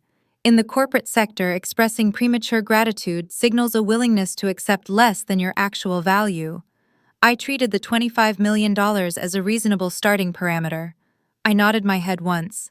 My legal counsel operates out of Chicago, I told him. My voice remained steady and professional. You can forward the preliminary term sheet to their office on Monday morning. We will review the licensing parameters and schedule a formal negotiation. Nolan offered a brief, respectful nod. He appreciated a counterpart who understood the mechanics of the transaction. He reached into his jacket pocket and handed me a sealed envelope containing his direct contact information. He excused himself and walked back toward the heavy wooden doors exiting the Alumni Center with the same predatory efficiency he used to enter. The reception hall remained still for a moment before the ambient chatter slowly resumed. The tone of the room had changed. The regional investors and wealthy alumni cast calculating glances in my direction.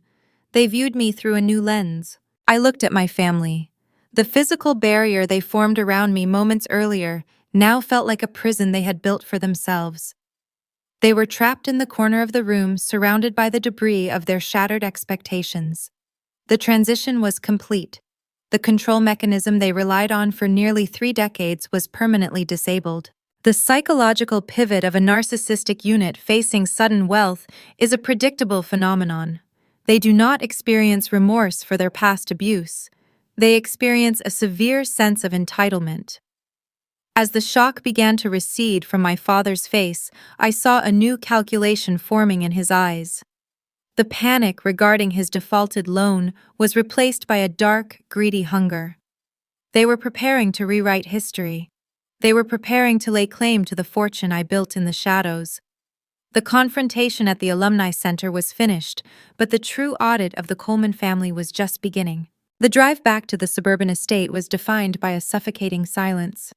Richard gripped the leather steering wheel of his luxury vehicle with white knuckles. Evelyn stared out the passenger window at the passing streetlights. Preston sat in the back seat staring down at his hands. The air inside the cabin felt thick with the weight of unearned wealth. They had just witnessed a corporate titan validate my intellect at a baseline valuation of $25 million.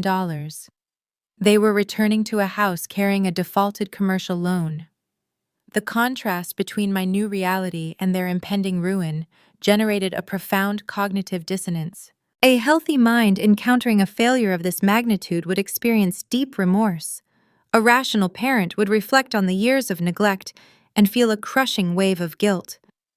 Narcissistic family structures do not possess the capacity for remorse. Guilt requires empathy, and empathy requires the ability to decenter the self. When faced with an irrefutable defeat, they execute a rapid psychological pivot. They bypass accountability and arrive directly at entitlement.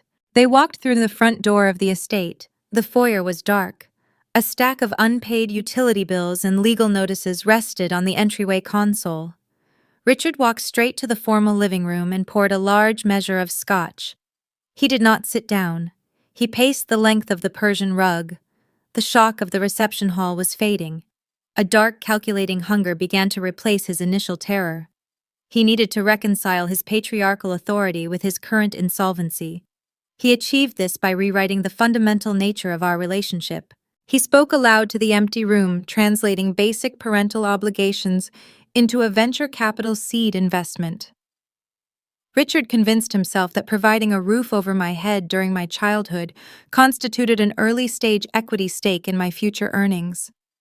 He reasoned that the food I consumed and the public school education I received were not the baseline requirements of raising a child. He classified them as initial startup capital. In his mind, my doctoral research was a direct product of the Coleman household infrastructure. Therefore, he was legally and morally entitled to a significant percentage of the licensing royalties. He was not a father begging a discarded daughter for a bailout. He was an initial investor demanding his rightful dividend. Evelyn sat on the white leather sofa and quickly adopted this revised history. She needed to protect her identity as the superior matriarch.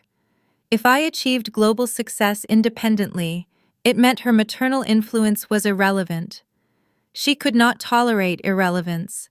She decided her constant mockery and emotional neglect were actually calculated parenting strategies. She claimed her strictness provided the vital friction required to forge my scientific discipline. She told Richard that if she had coddled me the way she coddled Preston, I never would have developed the resilience to engineer the synthetic enzyme. She seamlessly transformed a history of abuse into a narrative of supportive sacrifice. Evelyn convinced herself she was the secret catalyst behind the international patent. She viewed her cruelty as a necessary coaching tactic. This historical revisionism acts as an essential survival mechanism for manipulators. They must alter the past to secure a comfortable position in the present. By rewriting the narrative, they relieved themselves of any lingering shame and justified their impending extortion. Preston retreated to his childhood bedroom and shut the door. He lacked the mental fortitude to participate in the strategic planning. He preferred to hide while his parents constructed a safety net on his behalf. The weekend unfolded as an exercise in shared delusion. Richard and Evelyn cleared the mahogany dining table. They did not use the space to organize their belongings for the upcoming foreclosure eviction. They used the table to draft a comprehensive financial plan, dictating how they would distribute my corporate royalties. They brought out legal pads and silver pens. They treated the $25 million valuation as an incoming wire transfer, directed straight into their joint checking account. I was not present in the room, but the psychological data I gathered later painted a clear picture of their activities. They created a ledger of demands. The first line item on their list involved curing the commercial default on the estate. Richard calculated the exact sum required to satisfy the bank and remove the foreclosure threat. He factored in the late fees and the legal penalties without a hint of hesitation. He assumed my wealth existed to erase his poor risk management. The second line item focused on Preston's lifestyle marketing firm. Evelyn insisted her golden son needed a substantial capital injection to overcome his temporary market setback. They allocated $2 million of my pending contract to save his leased office space and clear his vendor debts. They wrote the number down with fluid ease. They believed a fraction of my corporate licensing agreement could breathe life into a venture that held zero tangible value. They did not stop at debt consolidation. The entitlement metastasized rapidly. Evelyn began planning a full renovation of the estate kitchen. She discussed importing Italian marble and upgrading the appliances. Richard researched premium golf course memberships in neighboring states. They spent Saturday and Sunday spending money they had not earned and did not possess. They designed a future built entirely on the forced liquidation of my intellect. Their strategy relied on an outdated understanding of our power dynamic.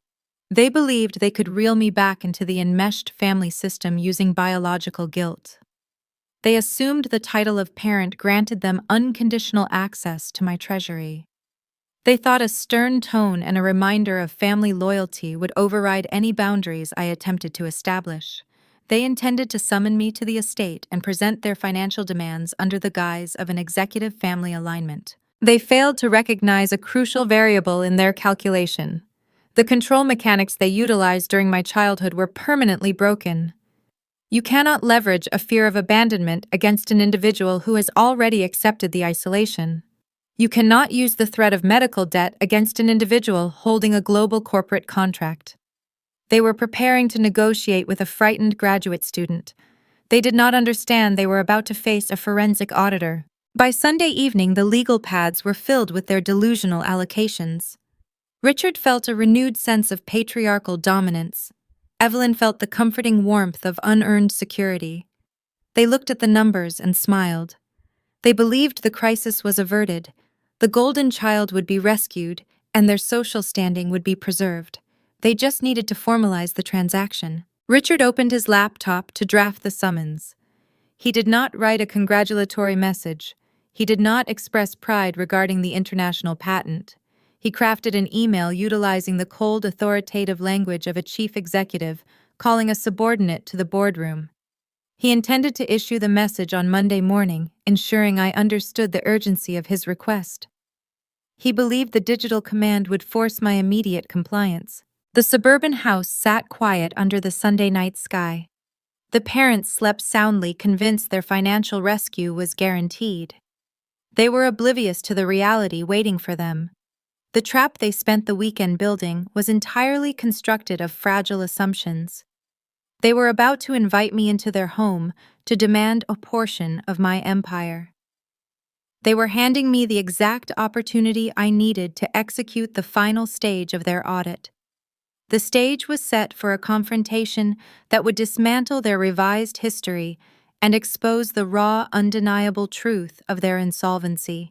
The transition from a cramped studio apartment to a corporate suite requires a fundamental shift in sensory processing.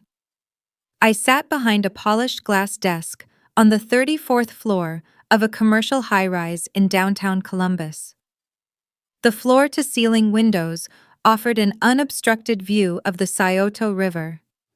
The faint hum of centralized climate control replaced the rattling vibrations of the industrial washing machines I used to endure.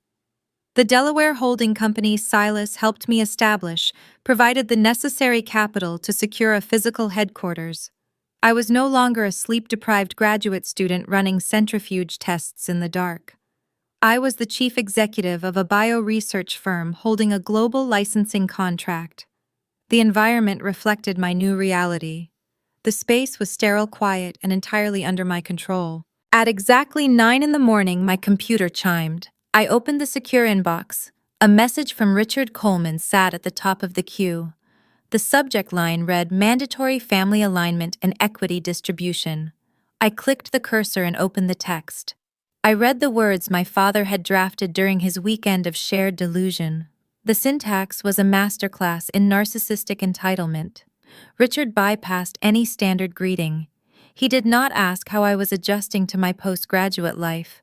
He offered zero apologies for boycotting my thesis defense. He made no mention of the years he spent calling my research a useless project. The message was structured like a corporate memorandum issued to a subordinate employee. He wrote that the family required an immediate summit at the estate to finalize the equity shares of my recent patent success. He explicitly stated that Preston needed a capital injection of $2 million to secure his business legacy before the end of the fiscal quarter. The specific arrangement of his vocabulary fascinated me. He used the phrase equity shares as if he held a seat on my board of directors. He framed the $2 million not as a desperate bailout for a failing son, but as a necessary investment in the Coleman legacy. He was attempting to translate his catastrophic parenting failures into a boardroom negotiation. He assumed the biological title of father granted him unilateral access to the treasury I built with Silas. He believed that invoking the concept of family equity would trigger a dormant sense of obligation. In the past, an email like this might have triggered a visceral reaction. The younger version of me might have felt a surge of hot defensive anger. I would have drafted a dozen replies trying to explain the injustice of his demands. Anger is an emotion that signifies a lingering attachment. It indicates that you still want the abuser to understand your pain and validate your perspective. I read the email a second time and felt no anger. I felt a cold, impenetrable calm. The emotional tether was truly severed. I viewed Richard and Evelyn not as parents, but as hostile entities attempting to breach my corporate perimeter. You do not negotiate with hostile entities using emotion. You neutralize them using forensic data. I opened my digital directory and located the contact file for Julian. Julian was the senior corporate attorney managing the legal architecture of my holding company. He was a man who viewed human sentiment as a variable that cluttered clean math. He spent his career dismantling over-leveraged portfolios and protecting intellectual property from hostile takeovers. He operated with clinical detachment. I forwarded my father's email to Julian's private address. I picked up my desk phone and dialed his direct extension. Julian answered on the first ring. I did not offer pleasantries or explain the familial context of the situation. I gave him a set of precise instructions. I told him to initiate a comprehensive extraction of my parents' public financial footprint. I needed the original deed to the suburban estate. I needed the commercial loan agreements bearing my father's signature. I needed the notice of default filed by the bank. I required the documents detailing the exact date the foreclosure proceedings would commence. I did not stop at my parents' liabilities. I requested a full civil court sweep on Preston's lifestyle marketing firm. I told Julian to locate every pending vendor lawsuit, every unpaid commercial lease, and every recorded judgment against my brother's company. I wanted the complete anatomy of their insolvency laid bare on paper. Julian did not ask questions regarding my biological relationship to the targets. He treated the request as a standard vulnerability assessment. I instructed him to print certified notarized copies of every single document. I wanted the raised seals visible on the paper. I wanted the ink dark and legible. I told him to place the paperwork inside a sterile black briefcase. Narcissists rely on gaslighting to control the narrative. They deny reality and twist history to suit their immediate needs. You cannot argue with them using logic because they will simply invent new facts. The only way to silence a manipulator is to present physical, irrefutable proof of their failures. Certified court documents cannot be gaslit. A bank default cannot be rewritten by a weeping mother or an arrogant father. The data is immune to their emotional extortion. I turned my attention back to the glowing screen of my monitor. I typed a brief response to my father's email. I confirmed my attendance for Tuesday evening at 7. I kept the message limited to a single sentence. I offered no hints regarding my actual intent. I did not demand an apology or question his authority. Let them believe their summons was successful. Let Evelyn plan her kitchen renovations, and let Richard practice his patriarchal demands. Let Preston believe his rescue was imminent. The concept of a mandatory family meeting is a tactical maneuver designed to exert dominance. By ordering me to the estate, they were forcing me onto their home turf. They believed the physical environment of my childhood would regress my psychological state. They assumed the mahogany dining table and the familiar walls would strip away my executive authority and reduce me back to the obedient scapegoat. They intended to use the setting to amplify their pressure and extract a fraction of my empire to pave over the wreckage of their own mistakes. They expected me to walk through the front door carrying a checkbook and a lifetime of conditioned guilt. They were entirely unaware that the power dynamic had shifted beyond their comprehension. I was not attending a family dinner. I was attending a corporate liquidation. I was bringing an objective witness who specialized in exposing fraud. I was bringing the raw, undeniable proof of their insolvency. The meeting was set, but the agenda belonged entirely to me. I closed my email client and returned to my structural engineering files. The silent hustle was over, and the time for the forensic confrontation had arrived.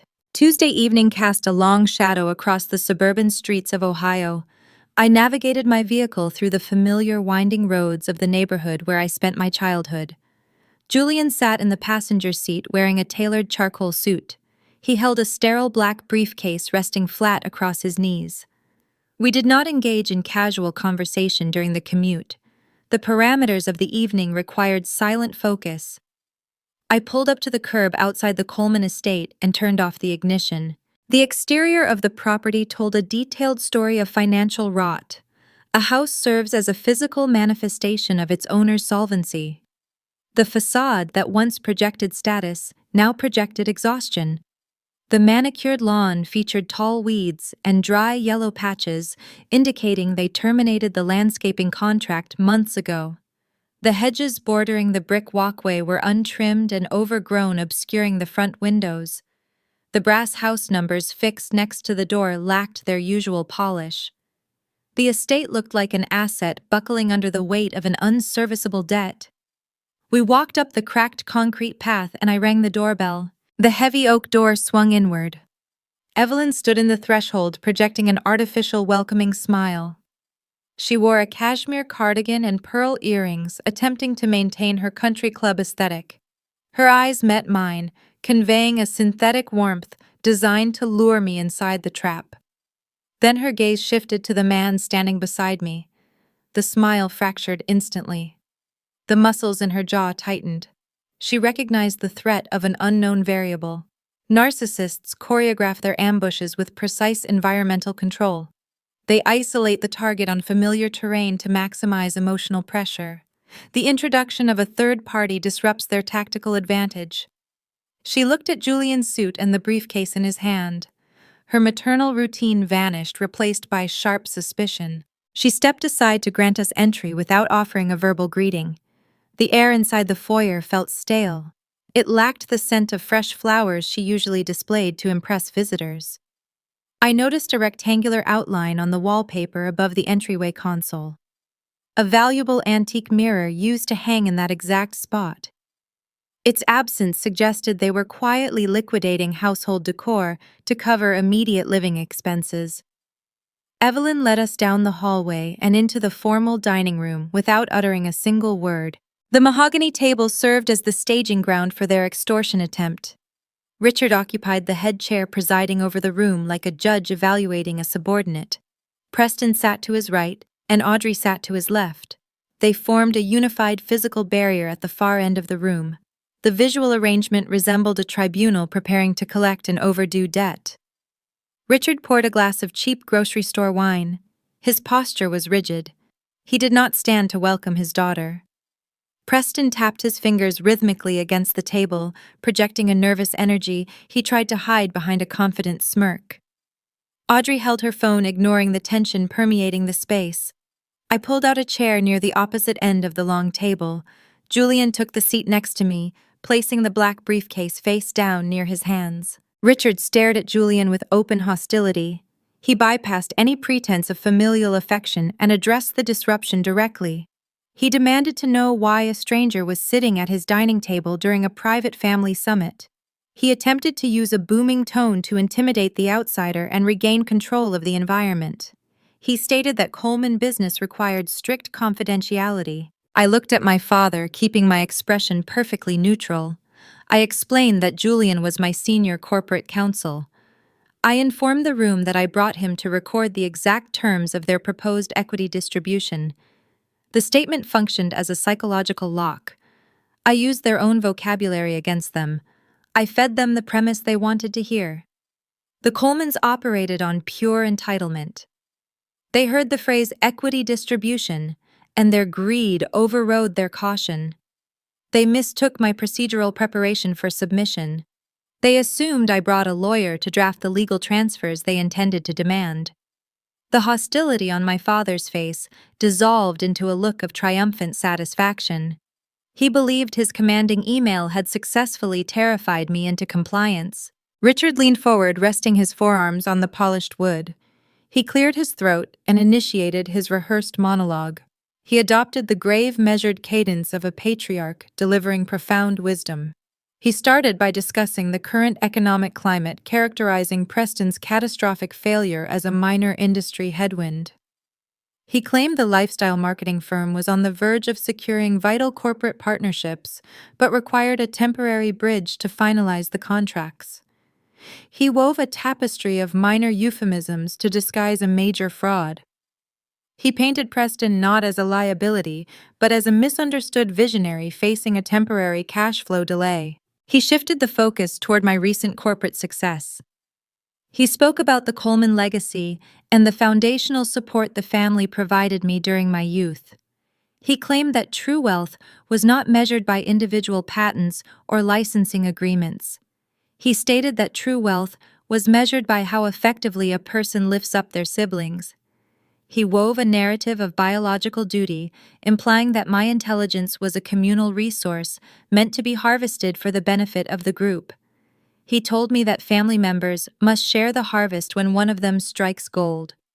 He argued that my doctoral research was a direct byproduct of the environment he funded. Evelyn nodded in agreement from her standing position near the sideboard. She chimed in to reinforce the narrative. She claimed her maternal guidance kept me focused during my academic struggles. She stated the family endured significant sacrifices to ensure I had the freedom to study biodegradable polymers. It was a staggering display of historical revisionism. They were actively erasing years of mockery and neglect to position themselves as the silent architects of my synthetic enzyme. Richard folded his hands together. He looked me directly in the eyes and delivered the formal demand. He announced that to properly manage the family legacy and ensure Preston's firm reached its full potential, they required a designated ownership stake in my holding company. He did not ask for a modest sum to clear a single debt. He officially demanded a 30% equity share of the global patent royalties. He stated the transfer must be executed by the end of the week to stabilize their assets and fund Preston's operational budget. The sheer, unadulterated audacity of the demand hung in the air like a thick, suffocating fog. They were drowning in a commercial default initiated by the son sitting at the table. They possessed zero legal claim to my intellectual property. They contributed nothing to my research except disparagement. Yet they sat there with straight faces expecting me to hand over millions of dollars to fund a lifestyle they had not earned. Preston smiled, leaning back in his chair, convinced his rescue was imminent. Evelyn watched me closely, anticipating my capitulation. Audrey finally put her phone down, waiting for the transaction to conclude. They thought the negotiation phase was finished. They had no idea the audit was just beginning. I sat in the high-backed dining chair and let the echo of my father's demand settle over the room. 30%. The number was a monument to their entitlement. Richard leaned back in his chair, folding his arms across his chest. He wore the expression of a successful negotiator concluding a routine merger. He fully expected me to produce a pen and ask for the legal transfer documents. Evelyn stood near the sideboard, holding her breath in anticipation of the payout. Preston adjusted his collar, looking like a man who just secured a winning lottery ticket. Audrey placed her phone face down on the table, assuming the boring financial discussion was nearing its conclusion. They believed the transaction was complete. They assumed my silence indicated submission to their inherent authority. I counted 5 seconds in my head, allowing their confidence to reach its peak. Then I turned my head slightly to the right. I gave Julian a single silent nod. Julian did not hesitate. He placed the sterile black briefcase flat on the mahogany table. The metallic snap of the brass latches opening sounded like a gunshot in the quiet dining room. Evelyn flinched at the sharp noise. Richard frowned, leaning forward again to inspect the contents of the briefcase. He expected to see corporate banking forms or a checkbook ready to be signed. He did not expect to see a thick stack of certified public records. Julian extracted the paperwork. The pages were heavy and bound with legal clips. The raised, tactile impression of the notary seals caught the light from the crystal chandelier overhead. Julian set the stack directly in the center of the table, equidistant from every person in the room. He did not speak. He folded his hands and returned to his passive, observing posture. I reached out and placed my right hand flat on top of the documents. The paper felt cold and solid under my palm. I looked directly into my father's eyes. The time for polite observation was over. The audit required execution. I do not negotiate equity distributions, I stated. My voice was stripped of any familial warmth. It carried the sterile precision of a corporate deposition. And I certainly do not entertain financial partnerships with individuals who are currently in default on a secondary commercial mortgage. The dining room descended into a terrified, paralyzing silence. The ambient hum of the suburban evening seemed to evaporate from the air. Richard stopped breathing. The confident patriarch routine crumbled in a matter of seconds. His mouth opened, but his vocal cords seized, preventing any sound from escaping. Evelyn gripped the edge of the wooden sideboard to steady her balance. The phrase secondary commercial mortgage dismantled her curated reality. They thought their financial sins were a closely guarded secret. They believed their country club facade was impenetrable to outside observers. They did not understand that public records are transparent to anyone who knows where to look. I separated the top document from the stack. I slid it across the polished wood until it rested directly in front of my father. It was the formal notice of default filed in the county civil court system. I informed the room that my corporate counsel conducted a routine vulnerability assessment prior to our meeting. Julian pulled your entire public financial footprint, I explained. You do not possess a family legacy to manage. You possess a ledger of toxic liabilities. I read the numbers aloud. I detailed the exact amount of capital they liquidated from their primary retirement accounts over the past 24 months. I cited the specific dates they authorized the transfers to fund Preston's leased office space and his networking mixers. I exposed the mathematics of their ruin. You drained your life savings to finance a vaporware company. I continued, keeping my gaze locked on Richard. When the liquid assets ran dry, you forged a secondary line of credit using the equity of this estate as collateral. You have missed 3 consecutive repayment deadlines. The commercial lender initiated the pre-foreclosure process 14 days ago. You have exactly 90 days to cure the arrears before the bank places this property on the public auction block. You did not summon me here to share the harvest of my intellect. You summoned me here because you are 3 months away from an eviction notice and you need a bailout. Richard stared at the notice of default. The paper rested on the mahogany table like a live explosive. He did not reach out to touch it. He seemed to believe that if he kept his hands folded, the legal reality of his impending foreclosure might simply evaporate. He looked at Julian and then back to me. The booming patriarchal voice he utilized moments earlier was gone. The silence in the room was dense and suffocating. Preston attempted to intervene. The golden child recognized his safety net was disintegrating before his eyes. He pushed his chair back and stood up. He pointed a finger at Julian, attempting to project outrage to mask his terror. "This is a temporary cash flow hurdle," Preston stammered. His voice cracked, betraying his rising panic. "You do not understand the startup sector, Athena. We are pivoting our brand strategy. We are negotiating with angel investors right now. The firm is solid. We just need a minor bridge loan to stabilize the overhead until the contract's clear." I silenced my brother with a single sustained look. I did not raise my voice to shout him down. I looked at him with the cold, analytical pity reserved for a failing asset. I removed the second document from the stack and slid it toward his side of the table. "You are not negotiating with angel investors, Preston," I stated. "You are dodging process servers. I instructed Julian to run a civil court sweep on your lifestyle marketing firm. Your company possesses 0 liquid assets. Your corporate accounts are currently overdrawn. Your vendor invoices remain unpaid. You do not have a brand strategy." I highlighted the most devastating revelation hidden in the legal paperwork. I exposed the pending civil litigation hanging over his operation. "You are currently facing 3 separate lawsuits for intellectual property theft," I revealed. "Because you lack the actual talent to design your own marketing campaigns, you stole proprietary graphics and branding materials from independent creators on the internet. You stripped their watermarks and presented their portfolios to local businesses as your own creation. You did this to impress your fake social media followers and secure local consulting fees. Those independent designers pooled their resources and retained a litigation firm, I explained. They filed copyright infringement lawsuits against your limited liability corporation last month. They are seeking punitive damages.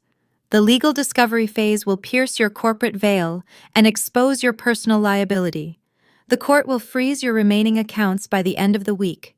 You are not a visionary founder. You are a fraud facing imminent bankruptcy. Preston sank back into his chair. His face turned a sickly shade of gray. The illusion he spent his entire adult life cultivating was shattered into 1,000 irrecoverable pieces. Audrey stared at her brother with wide, unblinking eyes. The brand ambassador finally understood she was promoting a sinking ship. She slowly pushed her smartphone away from her as if the device itself was contaminated. Evelyn covered her face with her hands, letting out a quiet, muffled sob. The truth was an invasive force that stripped away their suburban camouflage. They could no longer hide behind venture capital buzzwords or designer clothing. The raw, undeniable mathematics of their failure sat on the table for everyone to see. I remained seated, absorbing the shift in the atmospheric pressure. They orchestrated this evening to assert their dominance. They assumed the physical environment of my childhood home would trigger my old conditioning. They expected me to shrink under my father's demands and sacrifice my hard-earned corporate capital to maintain their fragile status. They thought they were summoning a subordinate daughter to a predictable ambush. They did not realize they had invited a corporate liquidator into their home to execute their final ruin. The old control mechanics were dead. The scapegoat they designated to carry their shame was now the architect dictating their reality. The initial shock of the foreclosure revelation paralyzed the room for a full minute. Then the secondary defense mechanism activated. Evelyn dropped her hands from her face. She did not attempt to argue the mathematics of the defaulted commercial loan. She understood that arguing numbers with an auditor was a losing strategy. She pivoted to the only currency she possessed. She began to weep. The performance was highly theatrical. Her shoulders heaved with exaggerated force. She produced loud, ragged sobs designed to fill the dining room and command the attention of everyone present. Evelyn pointed a shaking finger at me across the mahogany table. She accused me of behaving like a machine. She claimed my sudden corporate success had stripped away my humanity. She leaned over the polished wood and begged me to look around the room. She invoked the history of the property to weaponize my nostalgia. She reminded me that I took my first steps in the adjacent hallway. She talked about the summer birthdays we celebrated in the backyard. She pleaded with me to save the childhood home from the auction block. She painted a tragic picture of an elderly couple being thrown out onto the street. I sat in my chair and observed the physical mechanics of her crying. I noted the specific pitch of her voice and the rhythmic intake of her breath. A guilt trip is an extortion tactic disguised as vulnerability. When a manipulator loses control of the facts, they attempt to short-circuit your logical processing by flooding the environment with distress signals. They expect you to surrender your boundaries simply to make the crying stop. The younger version of myself would have crumbled under the weight of her performance. The current version of myself recognized the tears as a final, desperate maneuver. I maintained a calm, neutral posture. I did not reach out to comfort her. I did not offer a tissue. "Your tears are an ineffective strategy, Mom," I stated. My voice cut through her loud sobs with clinical precision. Tears are a biological response to unexpected trauma. You are not experiencing trauma right now. You are experiencing the predictable outcome of your own financial choices. You chose to mortgage this house to fund a fraudulent marketing firm. You placed the deed on a roulette wheel and the wheel landed on a loss. Do not ask me to cover your bad bet. Evelyn gasped. The volume of her crying diminished instantly. She realized the emotional extortion was failing to produce the desired result. Richard found his voice. He slammed his palm against the table, rattling the empty wine glasses. He attempted to summon a final surge of patriarchal authority. He demanded that I stop treating my own parents like hostile corporate entities. He ordered Julian to pack up the briefcase and leave his property. He insisted that the Coleman wealth belonged to the Coleman family, and he would retain a legal team to secure his rightful percentage of the global patent royalties. Richard believed he could still leverage a civil lawsuit to force a settlement. He assumed my holding company was vulnerable to familial claims. He did not realize the defensive perimeter was designed by someone who understood his tactics better than anyone else. I reached into the black briefcase resting near Julian's hand. I retrieved a single sheet of heavy legal paper. I slid the final document across the table. It came to rest next to the notice of default. This paper did not originate from the county civil court. It was a localized contract drafted by a specialized trust attorney in Chicago. "Read the signature line at the bottom of the page, Dad," I instructed him. Richard narrowed his eyes. He leaned forward and inspected the ink. His jaw went slack. The signature did not belong to me or to Julian. The signature belonged to Silas Coleman. Heavy footsteps echoed in the hallway leading from the foyer. The sound of thick leather boots stepping onto the hardwood floor broke the silence. The dining room entrance darkened as a figure stepped into the doorway. Silas entered the room. He wore his familiar denim overalls and a faded flannel shirt. He looked entirely out of place in the formal dining room staged with imported porcelain and crystal chandeliers. Yet he commanded the space with a quiet, undeniable authority. Richard stared at the patriarch of the family in sheer terror. Evelyn covered her mouth, stifling a genuine gasp of shock. They thought Silas was sitting in isolation on his rural farm hours away from their suburban crisis. They had no idea he was waiting in the front hallway listening to every word of their extortion attempt. Silas walked slowly toward the head of the table. He did not look at Preston or Audrey. He fixed his sharp, clear eyes directly on Richard. The older man possessed a perspective forged through decades of grueling logistical work. Silas grew up during an economic recession. He built a regional shipping network by identifying structural rot and cutting it out before it could infect the entire operation. He knew how to spot a failing asset. He recognized the rot in his own son decades ago, but chose to observe from a distance. Tonight he was stepping in to finalize the audit. "You came to my farm last week and handed me a fabricated business plan," Silas said. His gravelly voice filled the room. "You lied to my face. You tried to disguise a defaulted bank loan as a strategic expansion opportunity. You thought I was a senile old man you could trick into funding your vanity. When I refused to write the check, you immediately turned around and tried to devour your own daughter." Richard swallowed hard. He attempted to formulate an excuse, but his throat was dry. "Dad, please," he whispered. "We are just trying to keep the legacy intact. We need to restructure our assets." "You have no assets to restructure," Silas countered. He placed a calloused hand on the back of Richard's chair. "I watched you enable that boy for 20 years. Silas pointed a rough finger at Preston. "I watched you fund his cars and his expensive clothes while Athena worked dawn shifts in a laboratory. You treated her intellect like an embarrassment because it exposed your own lack of substance. You created a toxic financial ecosystem, and now it is collapsing on top of you." Silas turned his attention to the legal document resting on the mahogany table. He explained the mechanics of the trap they had just walked into. "I funded the global patent filings," Silas announced. "I provided the capital to secure the Delaware holding company, and I retained the intellectual property attorneys in Chicago. I did not set up a standard corporate registry. I established an impenetrable trust structure. The legal framework explicitly excludes the Coleman lineage from accessing any portion of the licensing royalties. The contract dictates that Richard, Evelyn, and Preston are permanently barred from claiming a single cent of the revenue generated by the synthetic enzyme." The patriarch delivered the final blow without a trace of hesitation. He officially sanctioned their ruin. "You will not sue her for a settlement," Silas stated. "You will not extract a percentage of her global contract. You will sit here and face the eviction notice you earned. The bank will take this house. Preston's firm will dissolve under the weight of civil litigation. I am cutting off your access to my estate advances effective immediately. You are finally going to experience the real world you kept telling Athena to enter." The air in the dining room grew cold. The reality of their situation settled into their bones. They were stripped of their leverage, their wealth, and their social standing. The patriarch they attempted to swindle had engineered their permanent quarantine. They possessed zero escape routes. I pushed my chair back and stood up from the table. Julian stood in unison, snapping the latches of the sterile black briefcase shut. He left the certified public records and the legal relinquishment forms resting in a neat stack on the polished wood.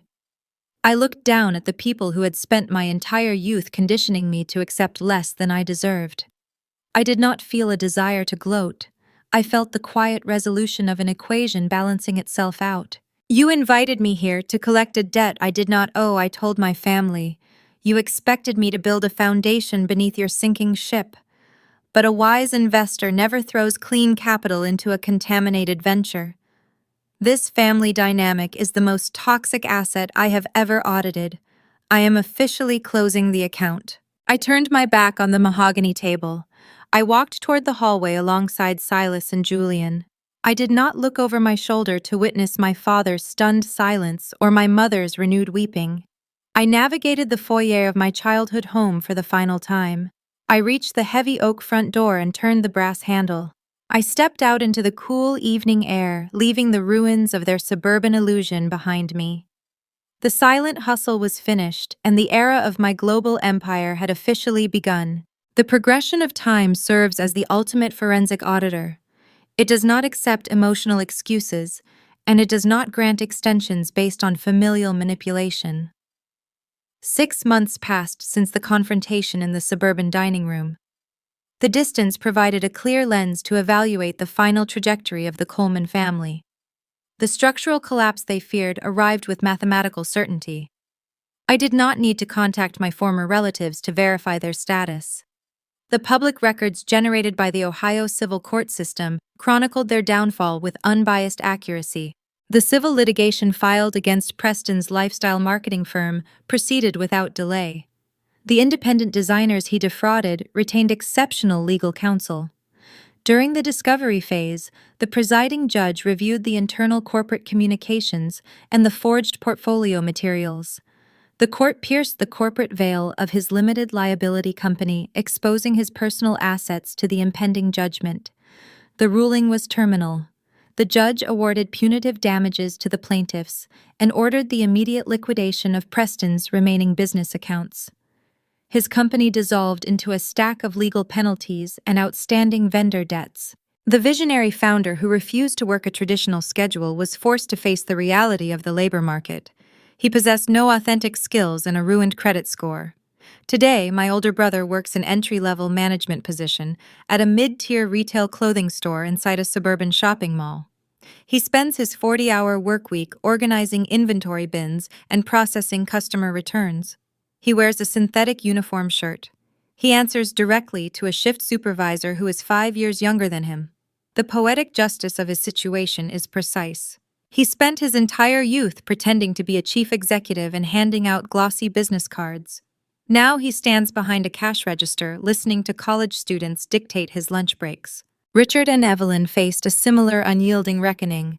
The commercial lender did not entertain their requests for a forbearance. The bank executed the foreclosure protocol and seized the estate. The sprawling property went to public auction on a rainy Tuesday morning. A corporate real estate developer purchased the lot and immediately gutted the interior of my childhood home. My parents were forced to host a humiliating estate sale to cover their moving expenses. They sold the mahogany dining table and the imported porcelain they used to project their superiority. They relocated to a cramped 2-bedroom apartment in an undesirable zip code far outside their preferred neighborhood. The unit borders a loud interstate highway mirroring the exact living conditions they once deemed suitable for my existence. The transition exposed the hollow nature of their social network. Country club friendships are transactional alliances built on proximity and perceived wealth. When my parents could no longer afford the monthly membership dues, their peers stopped calling. The invitations ceased. The local gossips who eagerly participated in Evelyn's smear campaign against me found new targets to discuss. Richard and Evelyn are currently isolated in a small space, forced to look at each other and acknowledge the wreckage they engineered. They possess no golden child to celebrate and no scapegoat to blame. My current reality is defined entirely by the environment I chose to construct. I relocated my primary operations to a panoramic executive suite on the 42nd floor of a commercial tower in downtown Chicago. The floor-to-ceiling glass windows offer an uninterrupted view of Lake Michigan. The daily hum of the city operates far below my office. The holding company finalized the licensing agreements with the multinational chemical conglomerate. The transition from the laboratory to the global market was seamless. The synthetic enzyme was deployed across international shipping corridors and industrial manufacturing hubs. The data from the first two fiscal quarters confirmed our highest projections.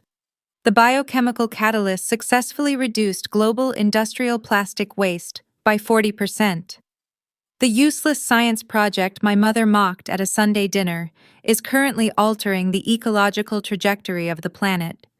I do not spend my days defending my intellect. I oversee a dedicated team of 30 senior data scientists and chemical engineers.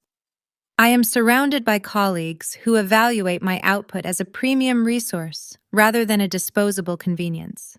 The financial yield of the licensing contract provided an unprecedented surplus of liquid capital. I did not purchase luxury vehicles or sprawling estates to project a specific image. True power does not require a billboard. I collaborated with Grandpa Silas to establish a philanthropic foundation.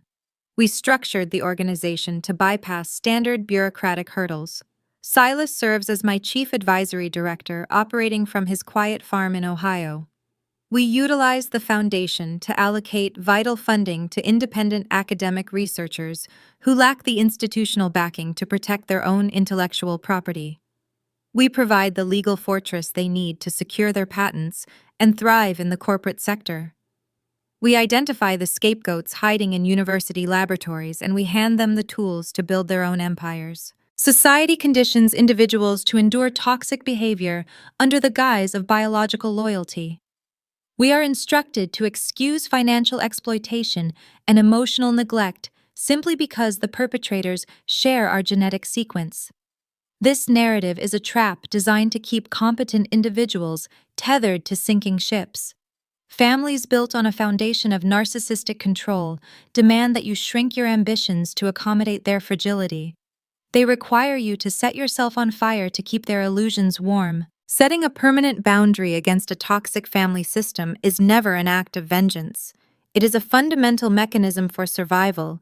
You cannot navigate a complex corporate landscape while carrying the dead weight of someone else's delusion.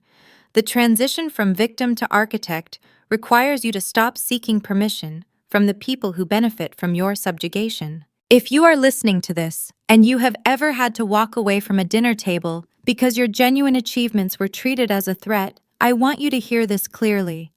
Your true worth is determined by objective data and unyielding resilience. It is never determined by the people who refuse to see your value. Do not argue with individuals who are committed to misunderstanding you. Present the forensic evidence, secure your perimeter, and let them face the consequences of their own arithmetic. Thank you for spending your time with me today here on Senior Echo Stories. I want to know how you handle boundary setting in your own life. Drop a comment below and tell me the specific moment you realized you had to walk away from a toxic environment. I read every single response and I draw strength from this community. Remember to hit that subscribe button, protect your peace, and I will see you in the next story.